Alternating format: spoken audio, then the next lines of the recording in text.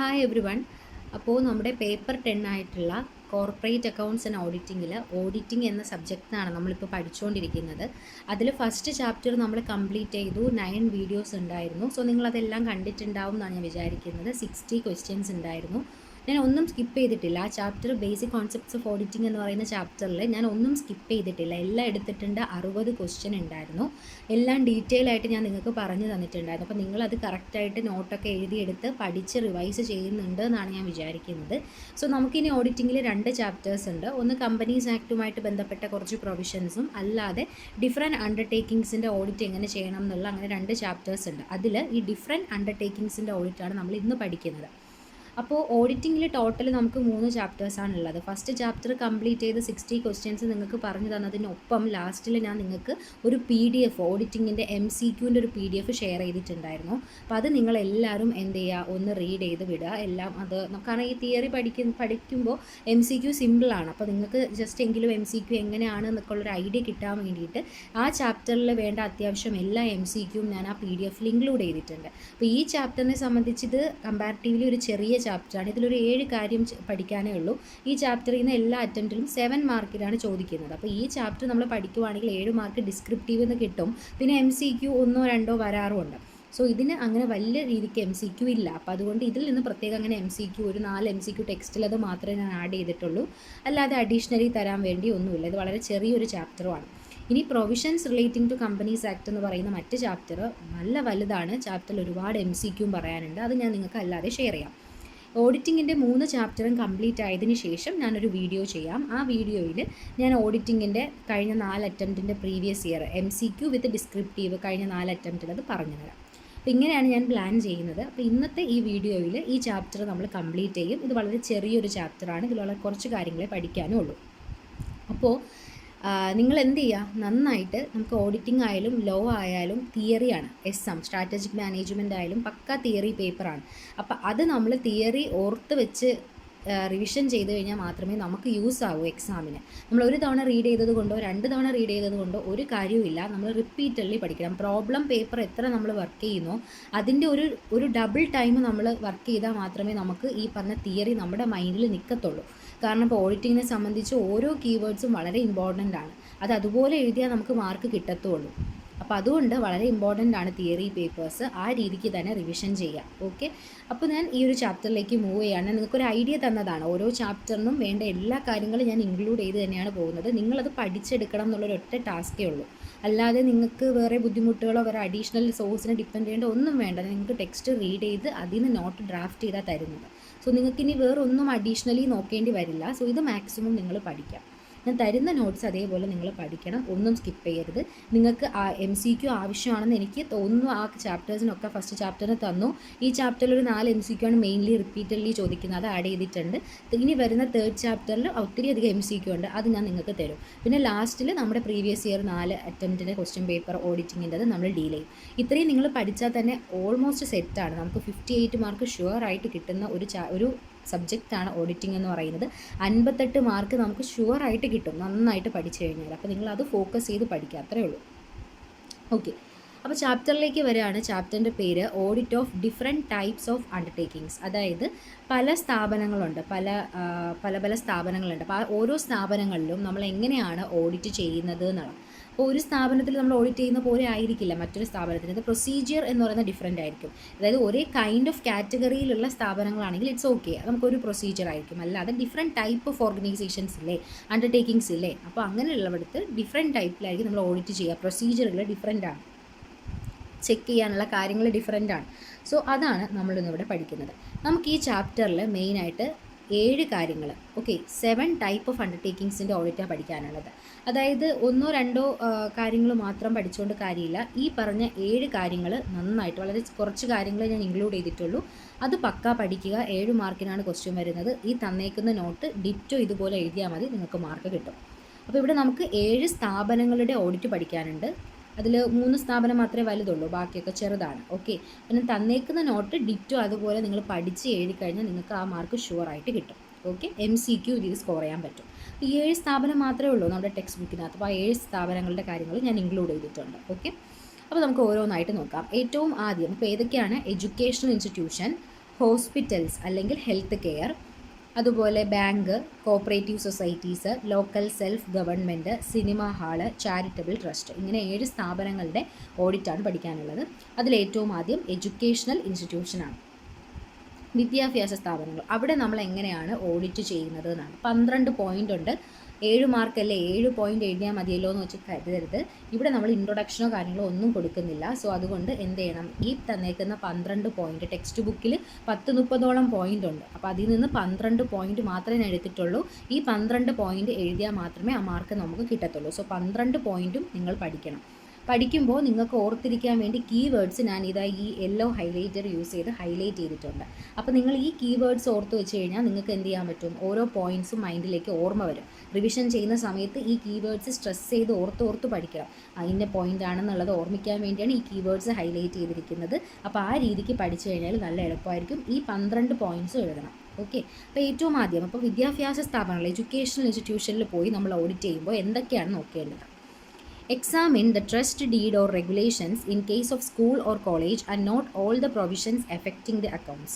നമ്മൾ ആ സ്ഥാപനത്തിൽ പോകുമ്പോൾ, ഇപ്പോൾ സ്കൂൾ ആയിക്കോട്ടെ കോളേജ് ആയിക്കോട്ടെ, നമ്മൾ അവിടെ പോകുമ്പോൾ അവരുടെ ട്രസ്റ്റ് ഡീഡ് അല്ലെങ്കിൽ അവരുടെ റെഗുലേഷൻസ് എന്ന് പറഞ്ഞാൽ അവരുടെ ലോ ബുക്ക്, അതായത് അവരെന്തൊക്കെ കാര്യങ്ങളാണ് നടപ്പിലാക്കിയിരിക്കുന്നത്, അവരുടെ നിയമവശങ്ങൾ, അവരുദ്ദേശിക്കുന്ന ആ ഒരു അവർ മുന്നോട്ട് കൊണ്ടുപോകാൻ ഉദ്ദേശിക്കുന്ന രീതി, അങ്ങനെ അവരുടെ ആ ഒരു റൂൾസ് ആൻഡ് റെഗുലേഷൻസ് പറയുന്ന ബുക്ക്, അവരുടെ ആ ഒരു ഇതാണ് ട്രസ്റ്റ് ഡീഡ് എന്ന് പറയുക, അല്ലെങ്കിൽ റെഗുലേഷൻസ്. അതാണ് ഏറ്റവും ആദ്യം നോക്കേണ്ടത്. ആൻഡ് അവരുടെ അക്കൗണ്ട്സുമായിട്ട് ബന്ധപ്പെട്ട എല്ലാ പ്രൊവിഷനുകളും നമ്മളൊന്ന് ശ്രദ്ധിക്കുക, നോട്ട് ചെയ്തെടുക്കുക. അപ്പോൾ ഏറ്റവും ആദ്യം എന്താണ്, അവരുടെ ട്രസ്റ്റ് ഡീഡ് അല്ലെങ്കിൽ അവരുടെ റെഗുലേഷൻസ് ആണ് നമ്മൾ നോക്കേണ്ടത്. എന്നിട്ട് എന്ത് ചെയ്യുക, പ്രൊവിഷൻസ് ഒന്ന് നോട്ട് ചെയ്യുക. അപ്പോൾ നിങ്ങൾ ആ ഫസ്റ്റ് പോയിന്റ് എങ്ങനെ പഠിക്കും, ട്രസ്റ്റ് ഡീഡ് ഓർ റെഗുലേഷൻസ് ഓർത്ത് വെച്ചാൽ മതി. അപ്പോൾ എന്താ, examine all the trust deed or regulations in case of schools or college and note all the provisions affecting the accounts. ആദ്യം നമ്മൾ ആ സ്ഥാപനത്തിൽ ചെന്നിട്ട് അവിടുത്തെ ട്രസ്റ്റ് ഡീഡ് അല്ലെങ്കിൽ അവരുടെ നിയമവശങ്ങൾ പറയുന്ന റെഗുലേഷൻസ് വേണം നമ്മൾ ആദ്യം ചെക്ക് ചെയ്യാൻ. അക്കൗണ്ട്സുമായിട്ട് ബന്ധപ്പെട്ട് കാണുന്ന പ്രൊവിഷൻസ് ഒന്ന് നോട്ട് ചെയ്യുകയും വേണം. സെക്കൻഡ് പോയിന്റ് എന്താ, check the names entered in the student's fee register for each month or term with the respective class registers showing the name of students on rolls and test the amount of fees charged. അടുത്തത് സ്റ്റുഡൻസിൻ്റെ ഫീ രജിസ്റ്ററാണ് keyword. എന്താ, നമ്മുടെ സ്റ്റുഡൻസിൻ്റെ ഫീ രജിസ്റ്ററിലുള്ള പേരുകൾ, names നിങ്ങൾ നോക്കുക. Okay, സ്റ്റുഡൻസിൻ്റെ ഫീ രജിസ്റ്ററിൽ ഓരോരുത്തരുടെ പേര് enter ചെയ്തിരിക്കുന്നത് ഓരോ മാസത്തെ അല്ലെങ്കിൽ ഒരു പർട്ടിക്കുലർ ടേം, ഒരു 2 മാസം കൂടുമ്പോഴോ 6 മാസം കൂടുമ്പോഴോ ഒക്കെ ഉള്ള അവരുടെ ഫീ രജിസ്റ്ററിലെ പേരുകൾ നോക്കുക. അവരുടെ ക്ലാസ് രജിസ്റ്റേഴ്സ് വെച്ചിട്ട് ഓരോരുത്തരുടെ നമ്മൾ റോൾ നമ്പറിൽ എഴുതുന്നത് എന്തിനാണ്, നമ്മൾ റോൾ നമ്പർ കൊടുത്ത് ഒരു കറക്റ്റ് ഒരു ആൽഫബറ്റിക് ഓർഡറിൽ നമ്മൾ ആ പേര് ഹൈലൈറ്റ് ചെയ്ത് എന്തിനാണ് നമ്മൾ രജിസ്റ്റർ പ്രിപ്പയർ ചെയ്യുന്നത്, നമുക്ക് നോക്കുമ്പോൾ കുറച്ചും കൂടെ ഒന്ന് എളുപ്പം ഫീൽ ചെയ്യാൻ വേണ്ടിയിട്ടാണ്. മിക്സ്ഡ് ആക്കി എഴുതുന്നതിനേക്കാളും ആദ്യം നമ്മൾ ആൽഫബറ്റിക് ഓർഡറിൽ തന്നെ കൊടുക്കുന്നത് ആ ഒരു എയിലുള്ള എല്ലാവരും പിന്നെ ബിയിലുള്ള എല്ലാവരും. സോ നമുക്ക് കുറച്ചും കൂടി ഐഡൻറ്റിഫൈ ചെയ്യാൻ എളുപ്പമാണ്. ഒരു കുട്ടിയുടെ പേര് കേൾക്കുമ്പോൾ അത് എവിടെയാണെന്നുള്ളത് പെട്ടെന്ന് നമുക്ക് ഐഡൻറ്റിഫൈ ചെയ്യാൻ പറ്റും. സോ അതുകൊണ്ടാണ് അവർ ആ ക്ലാസ് രജിസ്റ്റേഴ്സ് അങ്ങനെ പ്രിപ്പയർ ചെയ്യുന്നത്. സോ നമ്മൾ എന്ത് ചെയ്യണം, രണ്ടാമത് നോക്കേണ്ടത് സ്റ്റുഡൻസിൻ്റെ ഫീ രജിസ്റ്റേഴ്സ് ആണ്. ആ ഫീ രജിസ്റ്റർ എടുത്ത് എല്ലാവരുടെയും പേര് നോക്കുക, ഒരു മാസമോ ഒരു പെർട്ടിക്കുലർ ടേമിലോ ഉള്ള കാര്യങ്ങൾ നെയിംസ് ഒക്കെ നോക്കുക. അവരുടെ ക്ലാസ് രജിസ്റ്റേഴ്സും റോൾ നമ്പർ അനുസരിച്ച് സ്റ്റുഡൻസിൻ്റെ പേരും പിന്നെ അവർ തന്നേക്കുന്ന ഫീ എമൗണ്ട്, ഇതെല്ലാം എന്ത് ചെയ്യണം, അവർക്ക് മുകളിൽ ചാർജ് ചെയ്തേക്കുന്ന ഫീ എമൗണ്ട്, ഇതെല്ലാം നമ്മൾ ചെക്ക് ചെയ്യണം. അതാണ് രണ്ടാമത്തത്. സോ സ്റ്റുഡൻസിൻ്റെ ഫീ രജിസ്റ്റർ ആണ് അടുത്ത കീവേഡ്. എന്ത് ചെയ്യണം, check the names entered in the students fee register for each month or term. ഓരോ മാസവും അല്ലെങ്കിൽ ഒരു പെർട്ടിക്കുലർ ടേമിലുള്ള സ്റ്റുഡൻസിൻ്റെ ഫീ രജിസ്റ്റർ എടുത്തിട്ട് അവരുടെ എന്ത് ചെയ്യുക, പേരുകൾ നോക്കുക. അവരുടെ ക്ലാസ് രജിസ്റ്റർ നോക്കണം. അതുപോലെ അവരുടെ അതിനകത്ത് അവരുടെ പേര് റോൾസ് എന്ന് വെച്ചാൽ റോൾ നമ്പറിൽ തന്നെയാണ് കൊടുത്തിരിക്കുന്നത് നോക്കണം. എത്ര ഫീ ചാർജ് ചെയ്തിട്ടുണ്ട് എന്നുള്ളത് നോക്കണം. Third point, check the fees received by comparing the counterfoils of receipt granted with entries in the cash book and tracing all the collections in the fee register to confirm that the revenue from fees has been duly accounted for. അപ്പോൾ ആദ്യം നമ്മൾ അവരുടെ trust deed അല്ലെങ്കിൽ regulations നോക്കി important ആയിട്ടുള്ള provisions ഒന്ന് not ചെയ്തു. രണ്ടാമത്തെ കാര്യം, സ്റ്റുഡൻസിൻ്റെ ഫീ രജിസ്റ്റർ എടുത്ത് പേരുകളെല്ലാം ചെക്ക് ചെയ്തു. ക്ലാസ് രജിസ്റ്റർ നോക്കി, അതിനകത്ത് അവരുടെ പേരൊക്കെ റോളിനനുസരിച്ച് തന്നെയാണോ, എത്ര ഫീ ചാർജ് ചെയ്തിട്ടുണ്ട് അത് നോക്കി. മൂന്നാമത് അവർ നമുക്ക് തന്ന ഫീസ് റിസീവ്ഡ്, നമുക്ക് കിട്ടിയ ഫീസ് നമ്മൾ അവർക്ക് ചാർജ് ചെയ്തത് നോക്കി. അതിനുശേഷം അവരുടെ കയ്യിൽ നിന്ന് നമുക്ക് റിസീവ് ചെയ്ത ഫീസ് എത്രയാണെന്ന് നോക്കി. എങ്ങനെ നോക്കും, എങ്ങനെയാണ്, അവർക്ക് ഒരു റെസിപ്റ്റ് വെച്ചിട്ട്, അതായത് നമ്മളിപ്പോൾ അവർ ഫീ നമുക്ക് അടയ്ക്കുമ്പോൾ നമ്മൾ അവർക്ക് എന്ത് ചെയ്യും, ഒരു റെസിപ്റ്റ് റെസിപ്റ്റ് കൊടുക്കും. ആ റെസിപ്റ്റ് വെച്ചിട്ട് അവർ നോക്കും. അതുപോലെ ക്യാഷ് ബുക്കിൽ എൻട്രി ഇട്ടിട്ടുണ്ടാവും, അത് വെച്ചിട്ടും ഒക്കെയാണ് അവർ നോക്കുന്നത്. അപ്പോൾ അങ്ങനെ കറക്റ്റ് അത് ഫീസ് കിട്ടിയതിന് ആ കൗണ്ടർ ഫോയിൽസ്, അതിൻ്റെ റെസിപ്റ്റുകളോ അല്ലെങ്കിൽ ക്യാഷ് ബുക്കിൽ എൻട്രി ചെയ്തിരിക്കുന്നതോ വെച്ചിട്ട് അവർ ചെക്ക് ചെയ്യും. അങ്ങനെയാണെങ്കിൽ മാത്രമേ അവർക്ക് കറക്റ്റ് മനസ്സിലാക്കാൻ പറ്റൂ കിട്ടിയ ഫീസ് കറക്റ്റ് റവന്യൂ ആയിട്ട് കാണിച്ചിട്ടുണ്ടോ എന്ന് ചെക്ക് ചെയ്യാനായിട്ട് പറ്റത്തുള്ളൂ. സോ ഫീസ് റിസീവ്ഡ് ആണ് ഈ തേർഡ് സ്റ്റെപ്പിൽ അവർ നോക്കുന്നത്, ഓഡിറ്റർ നോക്കുന്നത്. Next, check the admission fees with admission slip signed by the head of the institution and confirm that the amount has been credited to a capital fund unless the management has taken a decision to the contrary. എന്ന് പറഞ്ഞാൽ നാലാമത് അവർ ചെയ്യുന്നത് admission ഫീസാണ്. അതായത് നമ്മളൊരു സ്ഥാപനത്തിൽ admission എടുക്കുന്ന സമയത്ത് ഫസ്റ്റിൽ നമ്മൾ അഡ്മിഷൻ ഫീ എന്ന് പറഞ്ഞൊരു എമൗണ്ട് കൊടുക്കേണ്ടി വരും അല്ലേ. അപ്പോൾ ആ അഡ്മിഷൻ ഫീ നമ്മൾ കൊടുക്കുന്ന സമയത്ത് അവർ നമുക്കൊരു അഡ്മിഷൻ സ്ലിപ്പ് തരും. സോ അത് അവരുടെ കയ്യിൽ, അവർ നമുക്ക് തരുന്നതിന് ഒരു ഡ്യൂപ്ലിക്കേറ്റ് ഇത് അവരുടെ കയ്യിലുണ്ടാവും. സോ ആ സ്ഥാപനം എന്താണ് സൈൻ ചെയ്ത് അവരുടെ ഒരു സീൽ വെച്ചിട്ടല്ലേ നമുക്ക് തരിക. അപ്പോൾ അവർ ആ ഇൻസ്റ്റിറ്റ്യൂഷൻ്റെ ഹെഡ് സൈൻ ചെയ്തിരിക്കുന്ന അഡ്മിഷൻ സ്ലിപ്പ് വെച്ചിട്ട് അഡ്മിഷൻ ഫീ എത്രയൊക്കെ വന്നിട്ടുണ്ടെന്ന് നോക്കും. എന്നിട്ട് ഈ തുടക്കത്തിൽ കിട്ടുന്ന അഡ്മിഷൻ ഫീ, നമ്മൾ അഡ്മിഷൻ ഫീ വർഷം കൊടുക്കുമോ? ഇല്ല. നമ്മൾ തുടക്കത്തിൽ ഒരു തവണ അഡ്മിഷൻ എടുക്കാൻ പോകുമ്പോൾ മാത്രം കൊടുക്കുന്നൊരു എമൗണ്ടാണ് അഡ്മിഷൻ ഫീ എന്ന് പറയുന്നത്. അപ്പോൾ ആ എമൗണ്ട് കിട്ടുമ്പോൾ നമ്മളത് റവന്യൂവിലല്ല എടുക്കുക, അത് നമ്മൾ ക്യാപിറ്റൽ ഫണ്ടിലേക്ക് മാറ്റിയിടുകയാണ് ചെയ്യുന്നത്. സോ ഓഡിറ്റർ വന്നിട്ട് ചെക്ക് ചെയ്യണം അഡ്മിഷൻ ഫീ എത്ര കിട്ടിയിട്ടുണ്ട്, അത് അവർ ഇഷ്യൂ ചെയ്തിരിക്കുന്ന ആ സ്ലിപ്പ് വെച്ചിട്ട് കമ്പയർ ചെയ്തിട്ട് വേണം എത്ര ഫീ കിട്ടിയിട്ടുണ്ടെന്ന് നോക്കാൻ. എന്നിട്ട് ആ കിട്ടിയ എമൗണ്ട് ക്യാപിറ്റൽ ഫണ്ടിൽ തന്നെയാണോ കാണിച്ചിരിക്കുന്നത് എന്നുള്ളത് ഓഡിറ്റർ ചെക്ക് ചെയ്യണം.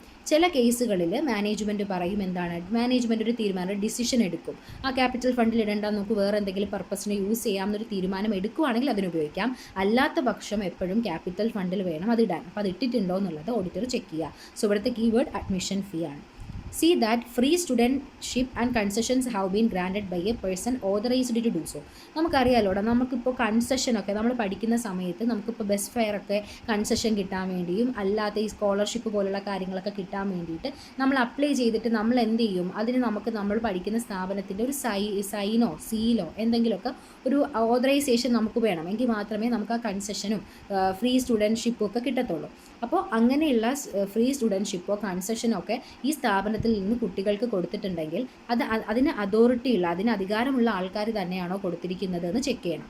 കൺസെഷൻസൊക്കെ നമുക്കിപ്പോൾ അവിടുത്തെ പ്രിൻസിപ്പലോ അവരൊക്കെയാണ് സൈൻ ചെയ്ത് തരേണ്ടത്, സീൽ ചെയ്ത് തരേണ്ടത്. അതല്ലാതെ ടീച്ചേഴ്സ് ആണോ തന്നേക്കുന്നത്, അല്ലാതെ തന്നിട്ടുണ്ടോ, അപ്പോൾ അത് കറക്റ്റ് തന്നെയാണോ ചെയ്തിരിക്കുന്നത്, അതോറിറ്റിയുള്ള ആൾ തന്നെയാണോ അതൊക്കെ കൊടുത്തിരിക്കുന്നത് എന്ന് ഓഡിറ്റർ ചെക്ക് ചെയ്യണം. അപ്പോൾ അവിടുത്തേത് ഫ്രീ സ്റ്റുഡൻഷിപ്പ് ആൻഡ് കൺസെഷൻസ് ആണ്. Then confirm that fines for late payment or absence etc. have been collected and remitted properly. അതുപോലെ തന്നെ ഒന്നുകിൽ പേയ്മെൻറ്റ് തരാൻ താമസിക്കുമ്പോൾ നമ്മൾ എന്ത് ചെയ്യും, അതായത് ലേറ്റ് ആവുന്ന ടൈമിൽ സ്റ്റുഡൻസിന് ചിലപ്പോൾ നമ്മൾ എന്ത് കൊടുക്കും, ഫൈൻ ചാർജ് ചെയ്യും. അല്ലെങ്കിൽ ആബ്സെൻസ് വരുമ്പോൾ നമ്മൾ അതിനെന്ത് ചെയ്യും, അതായത് ക്ലാസ്സിൽ അറ്റൻഡ് ചെയ്യാതെ വരുമ്പോൾ അപ്പോഴും നമ്മൾ ഫൈൻ കൊടുക്കാൻ സാധ്യതയുണ്ട്. സോ അങ്ങനത്തെ ഫൈൻസ് നമ്മൾ അതിന് കൊടുത്തിട്ടുണ്ടെങ്കിൽ ആ ഫൈനുകൾ അവർ നമുക്ക് തന്നിട്ടുണ്ട്. അത് കറക്റ്റായിട്ട് ഇമ്പോസ് ചെയ്താൽ മാത്രം പോരാ, നമ്മൾ അവർക്ക് പോലും ചാർജ് ചെയ്താൽ മാത്രം പോരാ, അതായത് അത് കളക്ട് ചെയ്യണം. അവർ അത് കറക്റ്റായിട്ട് പ്രോപ്പർലി റെമിറ്റ് ചെയ്തിട്ടുണ്ടോ എന്നുള്ളത് എന്ത് ചെയ്യണം, ചെക്ക് ചെയ്യണം, ഓഡിറ്റർ ചെക്ക് ചെയ്യണം. അടുത്തത്, confirm that hostel dues were recovered before students' accounts were closed and their deposit of caution money refunded. എന്ന് പറഞ്ഞാൽ ഇപ്പം നമ്മുടെ ഈ പഠിക്കുന്ന സ്ഥാപനങ്ങളോടൊപ്പം അവർക്ക് നിൽക്കാൻ വേണ്ടിയിട്ട് അവരുടെ അക്കോമഡേഷൻ കാര്യങ്ങൾക്ക് വേണ്ടിയിട്ട് ഹോസ്റ്റൽ ഫെസിലിറ്റി ഉള്ള സ്ഥാപനങ്ങളാണ് കൂടുതലും. ഇപ്പം ദൂരത്തിലൊക്കെ ഉള്ള സ്ഥാപനങ്ങളാണെങ്കിൽ കൂടുതലും അവരെന്ത് ചെയ്യും, ഹോസ്റ്റൽ ഫെസിലിറ്റി അവിടെ തന്നെ പ്രൊവൈഡ് ചെയ്യും. സോ അങ്ങനെയാണെങ്കിൽ ഈ ഹോസ്റ്റൽ ഫീ ഈ കുട്ടികൾ തന്നിട്ടുണ്ടോ, എന്തെങ്കിലും തരാതെ ഉണ്ടോ, ഡ്യൂ എന്തെങ്കിലും ഉണ്ടോ, തരാതെ പെൻഡിങ് ഉണ്ടോ എങ്കിൽ അത് റിക്കവർ ചെയ്തിട്ടുണ്ടോ എന്ന് ഓഡിറ്റർ ചെക്ക് ചെയ്യണം. അതായത് ഒരു വർഷം തീർന്ന് ആ സ്റ്റുഡൻറ്റിൻ്റെ അക്കൗണ്ട് ക്ലോസ് ചെയ്യുന്ന സമയത്ത് അവർ ഹോസ്റ്റൽ പൈസ എന്തെങ്കിലും തരാൻ ബാക്കിയുണ്ടോ, ഉണ്ടെങ്കിൽ അത് റിക്കവർ ചെയ്ത് എടുത്തിട്ടുണ്ടോ എന്നുള്ളത് ഓഡിറ്റർ ചെക്ക് ചെയ്യണം. അതുപോലെ തന്നെ ഒരു സ്റ്റുഡൻറ്റ് ഒരു ഹോസ്റ്റലിൽ എൻ്റർ ചെയ്യുന്ന സമയത്ത് അവിടെ താമസിക്കാൻ വേണ്ടിയിട്ട് ഒരു പർട്ടിക്കുലർ 3 വർഷത്തെ കോഴ്സാണ് നിൽക്കുക. 3 വർഷം ഹോസ്റ്റലിൽ കയറുന്ന സമയത്ത് തുടക്കത്തിൽ അയാൾ കോഷൻ മണി എന്ന് പറഞ്ഞ് സ്റ്റുഡൻറ്റ് ഒരു ഫീ കൊടുക്കും. കോഷൻ മണി എന്ന് പറയുമ്പോഴത്തേക്ക് അതായത് ഹോസ്റ്റലിൽ നിൽക്കവേ ആ സ്റ്റുഡൻറ്റ് അവിടുത്തെ എന്തെങ്കിലും സാധനങ്ങൾ, എന്തെങ്കിലും വസ്തുക്കൾ നശിപ്പിച്ചു കഴിഞ്ഞാൽ അതിന് പകരം ഈടാക്കുന്നതിന് വേണ്ടിയിട്ട് കോഷൻ മണി എന്ന് പറഞ്ഞ് തുടക്കത്തിലൊരു ഡെപ്പോസിറ്റ് കൊടുക്കും. അതെന്നാണോ നശിപ്പിച്ചിട്ടൊന്നും ഇല്ല എന്നുണ്ടെങ്കിൽ വേറെ പ്രത്യേകിച്ച് അവർ ഡിസ്ട്രക്ഷൻസ് ഒന്നും നടത്തിയില്ല എന്നുണ്ടെങ്കിൽ ആ കുട്ടി അവിടെ നിന്ന് ഇറങ്ങുന്ന സമയത്ത് ആ ഹോസ്റ്റലിൽ കൊടുത്ത ആദ്യത്തെ ആ ഡെപ്പോസിറ്റ് കോഷൻ മണി തിരിച്ച് ആ കുട്ടിക്ക് കൊടുക്കും. ഇതാണ് അവിടുത്തെ കൺസെപ്റ്റ്. പക്ഷേ ചില കേസിൽ ചില കുട്ടികൾ എന്ത് ചെയ്യും, ചിലപ്പോൾ എന്തെങ്കിലുമൊക്കെ ബഹളമൊക്കെ ഉണ്ടായി അവിടുത്തെ സാധനങ്ങളൊക്കെ നശിച്ചു പോയിട്ടുണ്ടെങ്കിൽ ആ കോഷൻ മണിയിൽ നിന്ന് ആ എമൗണ്ട് ഈടാക്കും. അപ്പോൾ തിരിച്ചിറങ്ങുമ്പോൾ കിട്ടത്തില്ല. അപ്പോൾ ഇതാണ് കോഷൻ മണി, തുടക്കത്തിലേ വാങ്ങി വെക്കുന്നതാണ്. അപ്പോൾ എന്താണ് ഓഡിറ്റർ വന്നിട്ട് ചെക്ക് ചെയ്യണം ഹോസ്റ്റൽ ഡ്യൂ എന്തെങ്കിലും തരാനുണ്ടായിരുന്നോ, ഉണ്ടെങ്കിൽ അത് റിക്കവർ ചെയ്ത് എടുത്തിട്ടുണ്ടോ എന്ന് ചെക്ക് ചെയ്യണം. മാത്രമല്ല കുട്ടികൾ കോഷൻ മണി തന്നിട്ടുണ്ടോ, അവർക്ക് അത് റീഫണ്ട് ചെയ്ത് കൊടുത്തിട്ടുണ്ടോ, പോകുമ്പോൾ റീഫണ്ട് ചെയ്തിട്ടുണ്ടോ എന്നുള്ളതും ചെക്ക് ചെയ്യണം. നെക്സ്റ്റ്, അപ്പോൾ അതിൽ ഹോസ്റ്റൽ ഡ്യൂ ആൻഡ് കോഷൻ മണിയാണ് keyword. Confirm that caution money and other deposit paid by students on admission have been shown as liability in the balance sheet and not transferred to revenue. അതുപോലെ തന്നെ ഈ caution മണി എന്ന് പറഞ്ഞാൽ ഇവർ ഈ ഹോസ്റ്റലിൽ താമസിക്കാൻ വരുമ്പോൾ തുടക്കത്തിൽ തരുന്ന പൈസയാണ്. അതുപോലെ മറ്റ് ഡിപ്പോസിറ്റ്സ് എമൗണ്ട് അങ്ങനെയൊക്കെ ചില ഹോസ്റ്റലുകൾക്ക് മറ്റ് അഡീഷണൽ ഡെപ്പോസിറ്റ്സ് ഒക്കെ കാണും. സോ കോഷൻ മണി മറ്റ് ഡിപ്പോസിറ്റൊക്കെ സ്റ്റുഡൻസ് തുടക്കത്തിൽ അഡ്മിഷൻ ടൈമിൽ തന്നിട്ടുണ്ടെങ്കിൽ അതൊരിക്കലും റവന്യൂ ആയിട്ട് കാണിക്കാൻ പറ്റില്ല, അത് ലയബിലിറ്റി ആയിട്ടേ കാണിക്കാൻ പറ്റൂ. കാരണം അവർ എന്ന് ഇവിടെ നിന്ന് ഇറങ്ങോ അന്നത് തിരിച്ചു കൊടുക്കേണ്ട ഒരു ഐറ്റമാണ്. സോ ലയബിലിറ്റിയിൽ തന്നെയാണോ അത് കാണിച്ചിരിക്കുന്നതെന്ന് ഓഡിറ്റർ ചെക്ക് ചെയ്യണം, കൺഫേം ചെയ്യണം. See that increase in the salary of the staff have been sanctioned by the committee. അതുപോലെ തന്നെ അവിടെ വർക്ക് ചെയ്യുന്ന സ്റ്റാഫുകളുടെ സാലറി, അവർക്കുള്ള മന്ത്ലി സാലറി ആയിക്കോട്ടെ, അതിലെന്തെങ്കിലും വർധനവ് ഇൻക്രീസ് കൊണ്ടുവന്നിട്ടുണ്ടോ, അങ്ങനെ കൊണ്ടുവന്നിട്ടുണ്ടെങ്കിൽ അത് കമ്മിറ്റി സാങ്ഷൻ ചെയ്തിട്ട്, അതായത് അവരുടെ മാനേജ്മെൻറ്റ് കമ്മിറ്റി ഇല്ലേ, മാനേജ്മെൻറ്റ് അംഗീകരിച്ചിട്ട് തന്നെയാണോ ആ ഇൻക്രീസ് കൊണ്ടുവന്നിരിക്കുന്നത്, ആ സാലറി കൂട്ടിയിരിക്കുന്നതെന്ന് ഓഡിറ്റർ ചെക്ക് ചെയ്യണം. പിന്നെ അടുത്ത point, verify that the provident fund money of the staff has been invested in appropriate security. അതുപോലെ തന്നെ ഇപ്പോൾ ഒരു സ്ഥാപനത്തിൽ വർക്ക് ചെയ്യുമ്പോൾ അവിടുത്തെ സ്റ്റാഫുകൾക്ക് കൊടുക്കുന്ന സാലറിയുടെ ഒരു പെർട്ടിക്കുലർ പോർഷൻ എന്ത് ചെയ്യും, ആ എംപ്ലോയർ പിടിച്ചു വെച്ചിട്ട് പ്രൊവിഡൻറ്റ് ഫണ്ട് PF എന്ന് പറഞ്ഞ ആ എമൗണ്ട് മാറ്റിയിടും. എന്നിട്ട് അവർ റിട്ടയർ ആകുന്ന സമയത്ത്, അവിടെ നിന്ന് ഇറങ്ങുന്ന സമയത്ത് അവർക്ക് എന്ത് ചെയ്യും, ആ എമൗണ്ട് ഒരുമിച്ചൊരു വലിയൊരു ഹ്യൂജ് എമൗണ്ട് ആയിട്ട് അവർക്ക് കൊടുക്കും. ഇത് നോർമലി ഇപ്പോൾ ഗവൺമെൻറ് ഓർഗനൈസേഷൻസിലൊക്കെ നോർമലി ഉള്ളതാണ് PF എന്ന് പറയുന്നത്. അല്ലെങ്കിൽ പ്രൈവറ്റിലും ഉണ്ട്, എങ്കിലും കൂടുതലും പബ്ലിക്കിലാണ് കൂടുതൽ അത് കാണാറുള്ളത്. അപ്പോൾ അങ്ങനെ ഗവൺമെൻറ് കമ്പനീസ് ചെയ്യുന്ന ഒരു കാര്യമാണ് അതെന്ന് പറയുന്നത്. അവർ ഈ പറഞ്ഞ പോലെ ഒരു പർട്ടിക്കുലർ ഫണ്ട്, പ്രൊവിഡൻറ്റ് ഫണ്ട് എന്ന് പറഞ്ഞിട്ട് അവിടെ കുറച്ചിട്ട് ബാക്കി പൈസയാണ് സാലറി ആയിട്ട് കൊടുക്കുക. അപ്പോൾ ഈ പ്രൊവിഡൻറ്റ് ഫണ്ട് എന്ന് പറഞ്ഞ് കളക്ട് ചെയ്യുന്ന എമൗണ്ട് അവർ കയ്യിൽ സൂക്ഷിക്കുകയല്ല ചെയ്യുന്നത്, അവർ ഈ പറഞ്ഞ സ്റ്റാഫിൻ്റെ പേരിൽ ഏതെങ്കിലുമൊക്കെ സെക്യൂരിറ്റീസിൽ അവർ ഇൻവെസ്റ്റ് ചെയ്തിട്ടിരിക്കുകയാണ് ചെയ്യുന്നത്. അപ്പോൾ അത് ചെയ്തിട്ടുണ്ടോ എന്ന് നോക്കുക. പിന്നെ vouch donations if any with the list published with annual report. If some donations were meant for any specific purpose, see that the money was utilized for the purpose. അതുപോലെ തന്നെ ഈ എഡ്യൂക്കേഷണൽ സ്ഥാപനങ്ങൾക്കൊക്കെ, വിദ്യാഭ്യാസ സ്ഥാപനങ്ങൾക്കൊക്കെ ഇടയ്ക്കിടയ്ക്ക് അവരുടെ ബിൽഡിംഗ് കെട്ടാനും അല്ലാതെ ഗ്രൗണ്ടിൻ്റെ ഡെവലപ്മെൻറ്റിന് വേണ്ടിയും അല്ലാതെ ഇപ്പം ക്യാൻറ്റീൻ അങ്ങനെയൊക്കെയുള്ള കാര്യങ്ങൾക്ക് വേണ്ടി ഡൊണേഷൻ എന്ന് പറഞ്ഞൊരു എമൗണ്ട് കിട്ടും. അപ്പോൾ ഡൊണേഷൻ എന്ന് പറയുന്ന എമൗണ്ട്, കിട്ടിയിരിക്കുന്ന എമൗണ്ട് എത്രയൊക്കെ ഉണ്ടെന്ന് വൗച്ച് ചെയ്യുക, നോക്കുക, ഓഡിറ്റർ നോക്കുക. എന്തെങ്കിലും അതിപ്പോൾ എല്ലാ വർഷവും കിട്ടണമെന്നൊന്നുമില്ല, ഇടയ്ക്ക് 5 വർഷം കൂടുമ്പോഴോ 10 വർഷം കൂടുമ്പോഴോ ഒക്കെ ചിലപ്പോൾ ഡൊണേഷൻ കിട്ടും. സോ ഡൊണേഷനായിട്ട് ഇഫ് എനി എന്തെങ്കിലും കിട്ടിയിട്ടുണ്ടെങ്കിൽ അത് അവരുടെ ആനുവൽ റിപ്പോർട്ടുമായിട്ട്, ആനുവൽ റിപ്പോർട്ടിൽ ആ ലിസ്റ്റിൽ ആ ഒരു ഇത് കാണും, ആ പബ്ലിക്കേഷനുമായിട്ട് വൗച്ച് ചെയ്ത് നോക്കുക.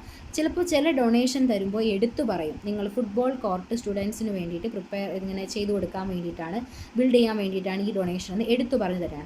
അല്ലെങ്കിൽ ഹൈസ്കൂൾ ബിൽഡിംഗ് ഡെവലപ്മെൻറ്റിന് വേണ്ടിയാണ് ഈ ഡൊണേഷൻ എന്ന് എടുത്തു പറഞ്ഞ്, അല്ലെങ്കിൽ ക്യാൻറ്റീൻ ഡെവലപ്മെൻറ്റിനാണ്, അങ്ങനെ ഏതെങ്കിലും ഒരു പെർട്ടിക്കുലർ പർപ്പസിന് സ്പെസിഫിക് ആയിട്ട് പറഞ്ഞാണ് ഡൊണേഷൻ തരണമെങ്കിൽ ആ പൈസ ജനറലായിട്ട് ഉപയോഗിക്കാൻ പാടില്ല, ആ പർട്ടിക്കുലർ പർപ്പസിന് ഉപയോഗിക്കാവും. ചില കേസിൽ ജനറലായിട്ട് ഡൊണേഷൻ കിട്ടും, അതായത് ഒരു നിശ്ചിത എമൗണ്ട് തരും, അത് എന്ത് പർപ്പസിന്, എന്ത് ഡെവലപ്മെൻറ്റിന് വേണോ ഉപയോഗിക്കാം. അങ്ങനെയാണെങ്കിൽ നമുക്ക് അവിടെ ഏതാണ് അത്യാവശ്യം വേണ്ടത് അതിന് ചെയ്യാം. സ്പെസിഫിക്കലി ഡൊണേഷൻ ഒരു കാര്യത്തിന് കിട്ടിക്കഴിഞ്ഞാൽ അതിന് മാത്രമേ ചെയ്യാൻ പാടുള്ളൂ. സോ അങ്ങനെ എന്തെങ്കിലും ഡൊണേഷൻ കിട്ടിയിട്ടുണ്ടോ, അത് ആ പർപ്പസിന് തന്നെയാണോ കൊടുത്തിരിക്കുന്നതെന്ന് ഓഡിറ്റർ ചെക്ക് ചെയ്യണം. അല്ലാതെ ജനറലായിട്ട് എടുത്ത് ഉപയോഗിച്ചിട്ടുണ്ടോ എന്നുള്ളത് ഓഡിറ്റർ ചെക്ക് ചെയ്യണം. പിന്നെ വൗച്ച് ഓൾ ദി ക്യാപിറ്റൽ എക്സ്പെൻഡിച്ചേഴ്സിൻ്റെ യൂഷ്വലി. പിന്നെ ക്യാപിറ്റലായിട്ട് അവർക്ക് വലിയ വലിയ എമൗണ്ട് ഓഫ് എക്സ്പെൻഡിച്ചേഴ്സ് വരും. അപ്പോൾ അങ്ങനെ വരുന്ന ക്യാപിറ്റൽ എക്സ്പെൻഡിച്ചറൊക്കെ കറക്റ്റ് രീതിയിൽ ട്രീറ്റ് ചെയ്തിട്ടുണ്ടോ എന്നുള്ളതും ഓഡിറ്റർ ചെക്ക് ചെയ്യണം. സോ ഇത്രയും 12 പോയിൻ്റ് ഉണ്ട്, വളരെ സിമ്പിൾ അല്ലേ, ഞാൻ കീവേഡ്സ് എല്ലാം ഇങ്ങനെ മാർക്ക് ചെയ്തിട്ടുണ്ട്. അപ്പം ഈ 12 പോയിൻ്റ് എഡ്യൂക്കേഷൻ ഇൻസ്റ്റിറ്റ്യൂഷൻ്റെ ഓഡിറ്റ് എങ്ങനെ ചെയ്യണമെന്ന് ചോദിച്ചു കഴിഞ്ഞാൽ നിങ്ങൾ ഈ പറഞ്ഞ 12 പോയിൻ്റ് ഇതുപോലെ എഴുതണം. ഫസ്റ്റ് പോയിൻ്റ് എന്താണ് പറഞ്ഞത്, അവരുടെ ട്രസ്റ്റ് ഡീഡ് അല്ലെങ്കിൽ റെഗുലേഷൻസ് നോക്കിയിട്ട് അവരുടെ പ്രൊവിഷൻ, ഇമ്പോർട്ടൻ്റ് ആയിട്ടുള്ള പ്രൊവിഷൻസ് ഒന്ന് നോട്ട് ചെയ്ത് വെക്കണം. രണ്ടാമത്തെ കാര്യം, സ്റ്റുഡൻസിൻ്റെ ഫീ രജിസ്റ്റർ നോക്കി അവരുടെ പേരുകൾ നോക്കണം, അവരുടെ ക്ലാസ് രജിസ്റ്റർ നോക്കണം, റോൾസിനനുസരിച്ചാണോ പേര് കൊടുത്തിരിക്കുന്നത് തുടങ്ങിയ കാര്യങ്ങൾ, ഫീ എത്ര ചാർജ് ചെയ്തിട്ടുണ്ടെന്ന് ചെക്ക് ചെയ്യണം. മൂന്നാമത്തെ കാര്യം എന്താ, അവരുടെ എത്ര എമൗണ്ട് അവരുടെ കയ്യിൽ നിന്ന് ഫീ ആയിട്ട് റിസീവ് ചെയ്തിട്ടുണ്ട്, അതെങ്ങനെ എന്തൊക്കെ വെച്ചിട്ടാണ് നോക്കുന്നത്, ബൈ കമ്പയർ ചെയ്ത് counter foils of receipt granted with entries in the cash book. Cash ബുക്കിൽ എൻട്രി ഇടുമ്പോൾ അവർ റെസിപ്റ്റുകൾ പ്രിപ്പയർ ചെയ്യും. സോ ആ റെസിപ്റ്റുമായിട്ട് കമ്പയർ ചെയ്ത് വേണം അത് ചെക്ക് ചെയ്യാൻ. മാത്രമല്ല അങ്ങനെ നമ്മൾ ചെക്ക് ചെയ്താൽ മാത്രമേ കറക്റ്റ് ഈ കിട്ടിയ എമൗണ്ട് റവന്യൂ ആയിട്ട് കാണിച്ചിട്ടുണ്ടോ എന്നവർക്ക് കൺഫേം ഉറപ്പ് വരുത്താൻ പറ്റത്തുള്ളൂ. അപ്പോൾ അതാണ് 3 പോയിന്റ്. 4ാമത്തെ പോയിന്റ് എന്താണ്? Admission fee. അഡ്മിഷൻ എടുക്കുന്ന സമയത്ത് അഡ്മിഷൻ ഫീ കൊടുക്കും. ആ അഡ്മിഷൻ ഫീ കിട്ടിയിരിക്കുന്നത് അഡ്മിഷൻ സ്ലിപ്പുമായിട്ട് കമ്പയർ ചെയ്ത് ഉറപ്പ് വരുത്തണം. അത് ക്യാപിറ്റൽ ഫണ്ടിലേക്ക് തന്നെയാണോ മാറ്റിയിരിക്കുന്നത് എന്ന് ഓഡിറ്റർ ഉറപ്പ് വരുത്തണം. പിന്നെ അടുത്തത് എന്താണ്? ഈ സ്റ്റുഡൻസിന് ഫ്രീ ആയിട്ടുള്ള സ്റ്റുഡൻഷിപ്പ് കൺസെഷനൊക്കെ ഈ സ്ഥാപനത്തിൽ നിന്ന് കൊടുത്തിരിക്കുന്നത് അതിന് അധികാരമുള്ള ആൾക്കാരാണോ അത് അതറൈസ് ചെയ്തിരിക്കുന്നത് എന്ന് വേണം ചെക്ക് ചെയ്യാനായിട്ട്. പിന്നെ അതുപോലെ തന്നെ എന്തെങ്കിലും ലേറ്റ് ആകുമ്പോൾ, പേയ്മെൻറ്റ് ലേറ്റ് ആകുമ്പോഴോ അല്ലെങ്കിൽ പറഞ്ഞ പോലെ ആബ്സെൻസ് വരുമ്പോഴോ ഫൈൻ ചാർജ് ചെയ്യും. അത് കറക്റ്റായിട്ട് കളക്ട് ചെയ്ത് റെമിറ്റ് ചെയ്തിട്ടുണ്ടോ എന്ന് ഓഡിറ്റർ ചെക്ക് ചെയ്യണം. പിന്നെ ഹോസ്റ്റലിൽ നിൽക്കുന്ന സ്റ്റുഡൻസ് ആണെങ്കിൽ ഹോസ്റ്റൽ ഡ്യൂസ് എന്തെങ്കിലും അക്കൗണ്ട്സ് ക്ലോസ് ചെയ്യുന്ന സമയത്ത് ഹോസ്റ്റൽ ഡ്യൂ എന്തെങ്കിലും ഉണ്ടോ അത് റിക്കവർ ചെയ്തിട്ടുണ്ടോ എന്ന് ഓഡിറ്റർ ചെക്ക് ചെയ്യണം. കോഷൻ മണി റീഫണ്ട് ചെയ്തിട്ടുണ്ടോ എന്ന് ചെക്ക് ചെയ്യണം. പിന്നെ കോഷൻ മണി അതുപോലുള്ള മറ്റ് ഡിപ്പോസിറ്റ്സ് ഒക്കെ ഉണ്ടാവുമല്ലോ, ആ ഡിപ്പോസിറ്റ്സ് ഒക്കെ കറക്റ്റായിട്ട് ലയബിലിറ്റി സൈഡിൽ തന്നെയാണോ കാണിച്ചിരിക്കുന്നത് എന്നുള്ള ബാലൻസ് ഷീറ്റിൻ്റെ ലയബിലിറ്റി സൈഡിൽ തന്നെയാണോ എന്ന് നോക്കണം. പിന്നെ അതുപോലെ സാലറി ഇൻക്രീസ് എന്തെങ്കിലും വന്നിട്ടുണ്ടെങ്കിൽ അത് എല്ലാവരും കൂടി ചേർന്ന് കമ്മിറ്റി എഗ്രി ചെയ്തിട്ട് സാങ്ഷൻ ചെയ്തിട്ട് തന്നെയാണോ കൊടുത്തിരിക്കുന്നതെന്ന് ചെക്ക് ചെയ്യണം. പിന്നെ അതുപോലെ പ്രൊവിഡൻറ്റ് ഫണ്ടായിട്ട് മാറ്റിയിട്ടിരിക്കുന്നത് അപ്രോപ്രിയേറ്റ്, അതായത് അതിനനുസരിച്ചിട്ടുള്ള സെക്യൂരിറ്റീസിൽ തന്നെയാണോ ഇൻവെസ്റ്റ് ചെയ്തിരിക്കുന്നതെന്ന് നോക്കണം.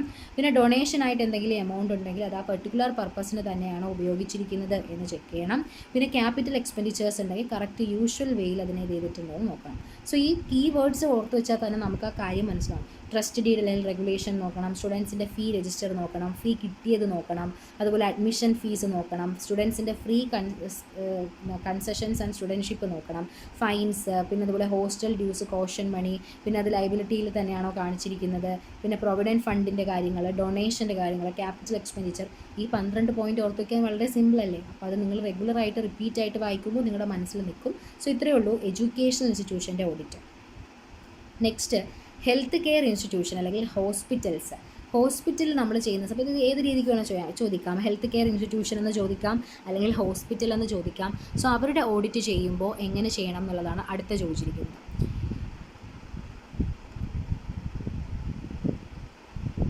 അതും 12 പോയിൻറ്റ്സ് ഉണ്ട്. അപ്പോൾ ആ 12 പോയിൻറ്റ്സ് നമുക്ക് നോക്കാം.